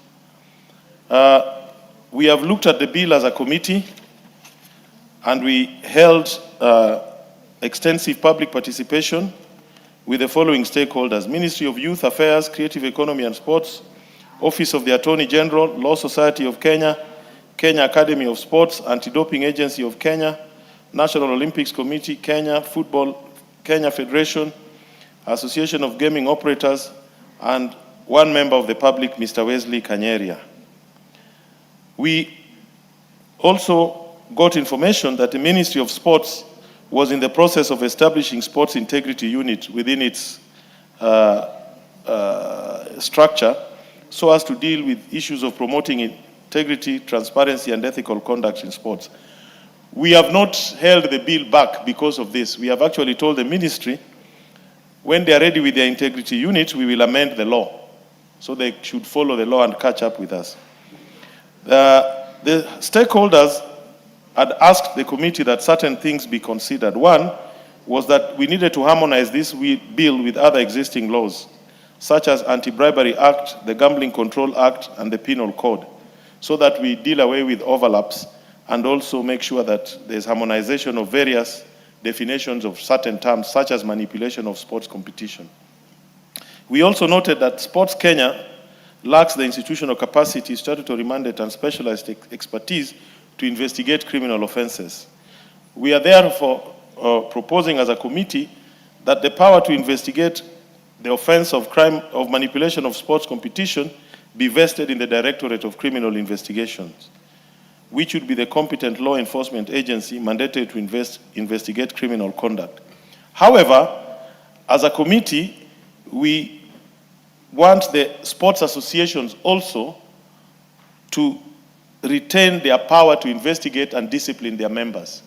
So if there's manipulation, Football Kenya Federation or Athletics Kenya can deal with the athletes either by suspending them or excluding them from competition, because they are the informal regulatory agencies for varying sporting activities.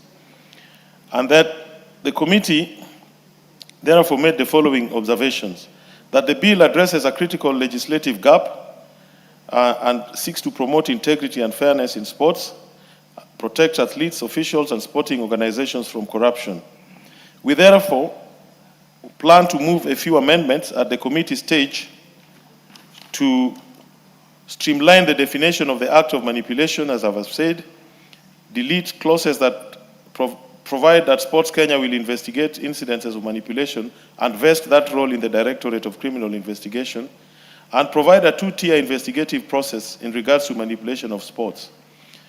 While the DCI will be tasked with investigating the criminal element of the act, the sports organizations or the federations will also be mandated to initiate disciplinary proceedings and investigations in regard to the professional athletes registered with them. And we will also be proposing amendments to enhance the penalties for the offenses of manipulation. Honorable Speaker, permit me to conclude by stating that this bill is timely and necessary, and the committee is fully in support. Thank you very much, Honorable Speaker. Mboko Melemba. And then Cherarot. Thank you, Honorable Speaker. Then you, Kituru. This is a great bill of its time, because over the years we have heard rumors and talk about manipulation in sports. More so, what has been common in our area has been the athletics, where many Kenyans athletes lost their places because they were said to have manipulated their energies, maybe by using substances that could enhance their energy. And we lost some of the very best sporting people in the area of athletics.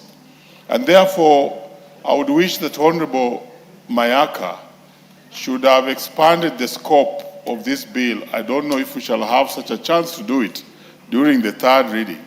Honorable members, Honorable Karoli. To include other space. Honorable Mboko is making very valid, important contribution, including ideas that will help you enhance this bill. And the three of you are engaging in some small kamukunji there. Proceed, listen to him. Thank you. So I thought maybe the third reading, or as may be possible, if Honorable Mayaka, we could expand the scope to include the manipulation that comes with the substances that enhance influence. Substance abuse. Yes, substance abuse. I know they could be having their own line of legislation, but this could also provide space to deal with those substances because they also manipulate the sport. You remember the popular Diego Maradona in the World Cup that was in Germany. And when just Diego was going to face the finals against Germany, he was banned for substance. I think that's part of manipulation. And we needed to expand a little bit more. Honorable Mayaka, again, you realize that many members who have spoken to this, they seem to be speaking to other influencing factors of manipulation away from just betting. But those that also go with the maiming, not maiming really, but disguising players who come in to disguise as legible players, but they are not legible players. And many speakers did speak on this right from the level of just school competitions to all other competitions. I remember when I used to play Premier League, then it was called Super League. We had cards of identification, which means that that's another area of manipulation. I don't know if you wish that that will be dealt with in ordinary regulations of the football organizing groups in this country, or you also want a legislation in that area.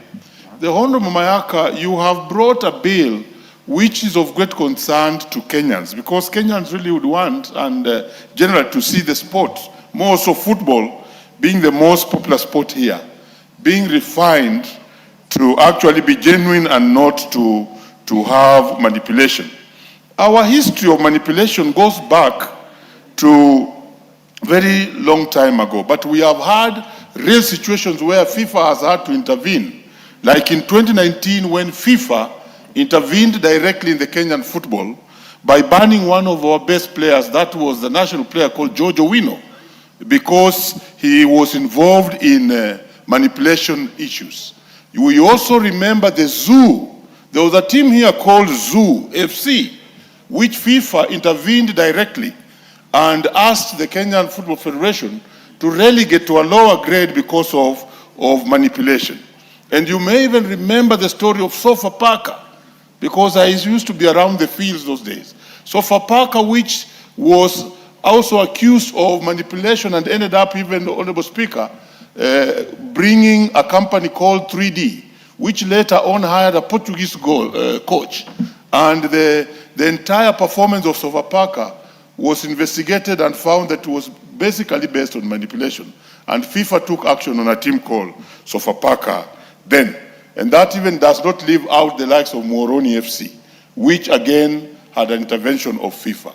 And therefore, I think this is a very good bill, which we should look at the fines. At the level where you are talking about the punishments or the fines or the mitigating factors to stop this menace, we really must be very strict, because the fines must be punitive enough to discourage the vice. Because manipulation in sports, especially football, it is so enticing, because people want to win glory and people want to win trophies. And if we make the punishment as low as I noticed you are putting to below 1 million, and no, you are dealing with football clubs, Premier League clubs. Like I told you, by 1988, I was playing Kenyan football, Premier League. 1 million currently on a Premier League side is very little money. And therefore, this would just be a walk in the park. So the punishment, we need to talk about it so that we make it punitive enough to discourage the vice of manipulating matches in this country. Otherwise, I want to support this bill and look forward to a much better sport. I also think that something should be done, or we should do some legislation around the betting companies. Because even if you watch the World Cup, the way those matches were moving on, why would African countries play so well and look like they're winning? And then in 5 minutes, 3 minutes, they lose a match. In ordinary, Honorable Speaker, football matches, that is not possible. Sometimes it may be more than just meet the eye. And there's a lot of work that needs to be done around manipulation of matches. Thank you, Honorable Speaker. I beg to support.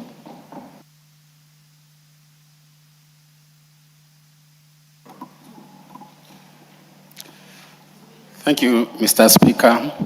I stand to support the bill that Irene Mayaka has brought about the amendment of sports bill, Mr. Speaker. I want to say, Mr. Speaker, here Irene has proved to be what she's been. Most of the time, Mr. Speaker, I never attend the games because I'm also a football fan. I find Irene Mayaka in uniform and supporting the team that she's supporting, Mr. Speaker. As also a player of Bunga FC with my colleague, Mwalimu here, Mr. Speaker, I want to say that every morning at 6, we wake up and we go to Ulinzi Field, Mr. Speaker. And there we do a lot of practice, Mr. Speaker. We are doing this because we want, when we are playing our opponents, Mr. Speaker, we can perform well. And here, Mr. Speaker, when you face your opponent team, you find out that maybe the rivalry has been compromised, Mr. Speaker. And that is where things go wrong. Therefore, I support this bill, Mr. Speaker, because it is going to bring some integrity and discipline in sports, Mr. Speaker. criminalizing match fixing, Mr. Speaker, will also instill discipline among the players and even the team, the managers and the coaches who are handling those teams, Mr. Speaker. I know, Mr. Speaker, because of this also, during our way back, Mr. Speaker, we used to play goals without net. But that, Mr. Speaker, could bring a lot of challenges in the field, Mr. Speaker, because you will not know whether you scored or it went outside. When the net was brought, Mr. Speaker, when it was brought in, Mr. Speaker, I want to say that it brought some sanity. And of late, Mr. Speaker, we have even VAR. Whenever players are playing, when the team are playing, VAR will help to show whether the team scored according to the Speaker. And sometimes even during when the penalty or the foul is being done by the player, Mr. Speaker, it is VAR is checked, and even red card can be over, Mr. Speaker.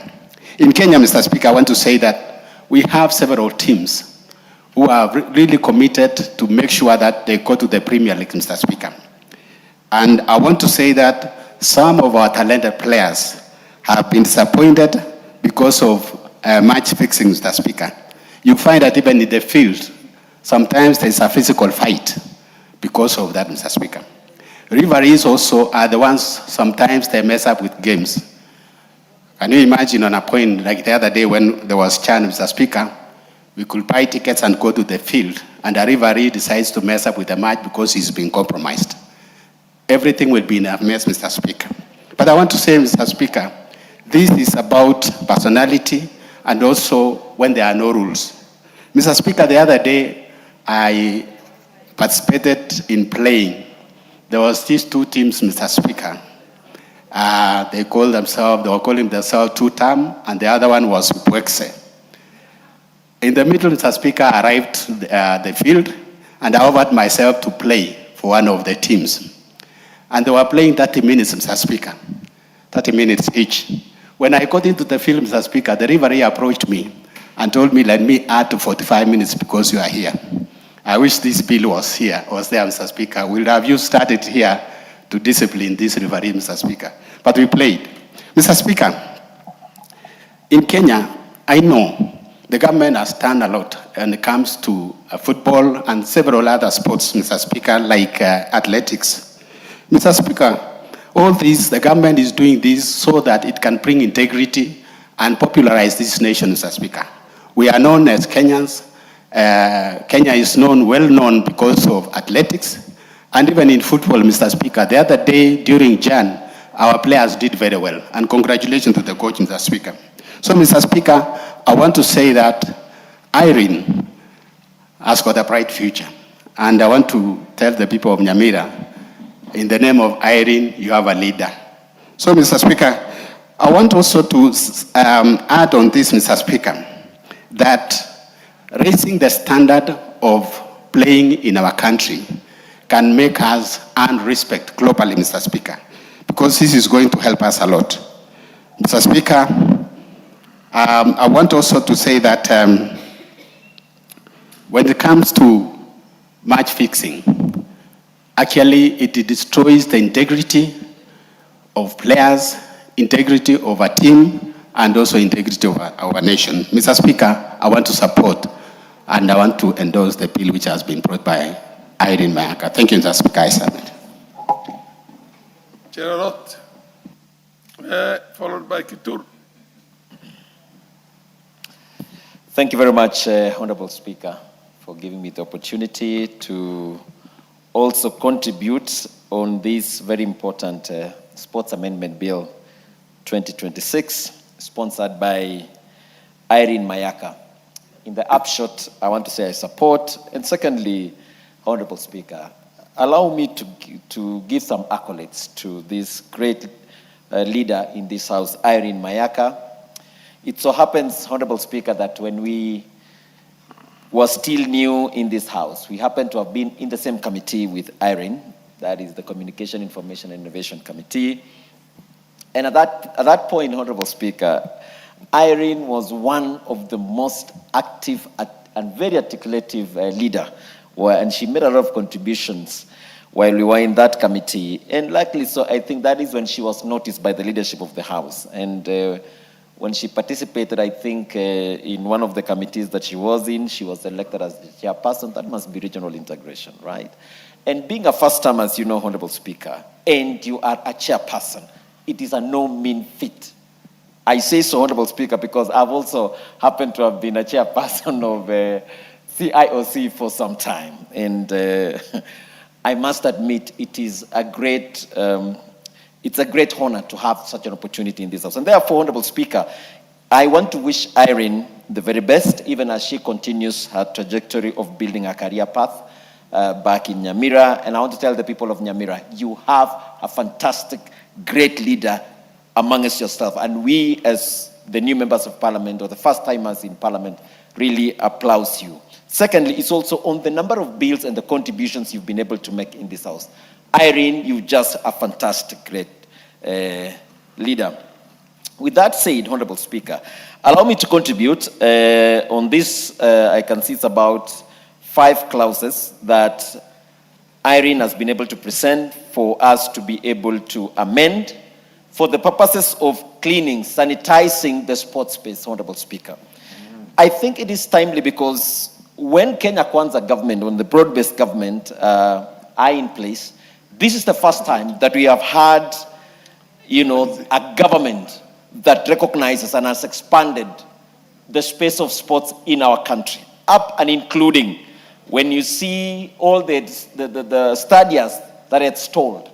When you look at the president of Kenya, many times supporting, whether it is the teams, whether the teams that are participating in various leagues or international tournaments.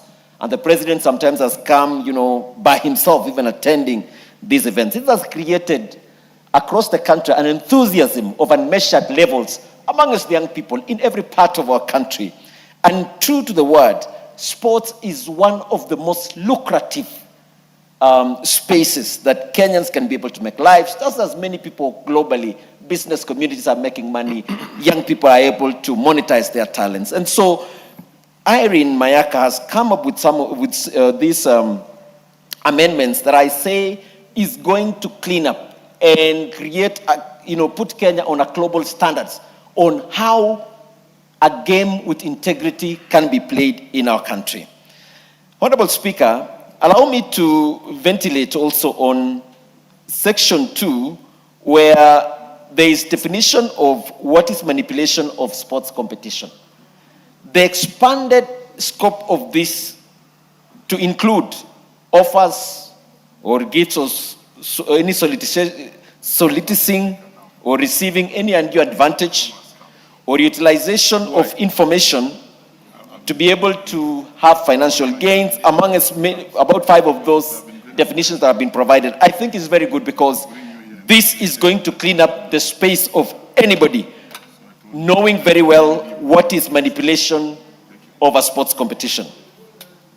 Honorable Speaker, also the fact that now the Sports Act has given Sports Kenya the opportunity, Honorable Speaker, to be able to participate with other investigative agencies when a report is made regarding any of these acts that is within the aspects of manipulation,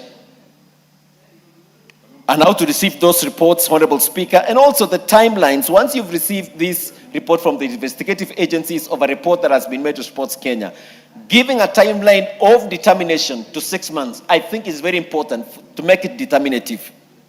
Honorable Speaker, I only have a concern, and I want to share this with you, Honorable Mayaka, on amendment of 64A3, which of course I appreciate the fact that you've put in, when you talk of A1, you've mentioned on participation of individuals who are abetting or have engaged in any form of indirect or as aided manipulation of sports, to then be, that you have a maximum of 1 million shillings as a penalty. I think that is too little in my view. because we are talking about integrity, we must make it so punitive that individuals choose not to participate in any form of manipulation, in any form of sport. The inclusion of clubs, I think, is very important so that clubs can be able to regulate themselves. However, Honorable Mayaka, I have a problem when you now have also included an extreme point of saying that you give a lifetime ban. I think that is going on the extreme. I would have liked Honorable Mayaka because I feel whether it's clubs or individuals, people change. Or also clubs, the management changes. And sometimes good people can come in who want to maintain high level of integrity. And therefore, I would not have wished that you really make it so tough up there to make sure that, you know, some of these teams don't participate completely in their lifetime, or they just have to wind themselves up for participating in some of these actions. In any case, anyway, we've not been having this bill before. So I think probably you need to be a bit flexible on that. I want to also applaud the fact that you've also mentioned sometimes that some of the funds that you've gotten have to be forfeited, or equally, that the games that you've been participating in, you are dropped from, you know, continuous participation. I think, Irene, those are my thoughts about the same. And Honorable Speaker, I speak so passionately like this on the aspects of sports because, you know, Honorable Speaker, I am the champion. I'm the East African champion of the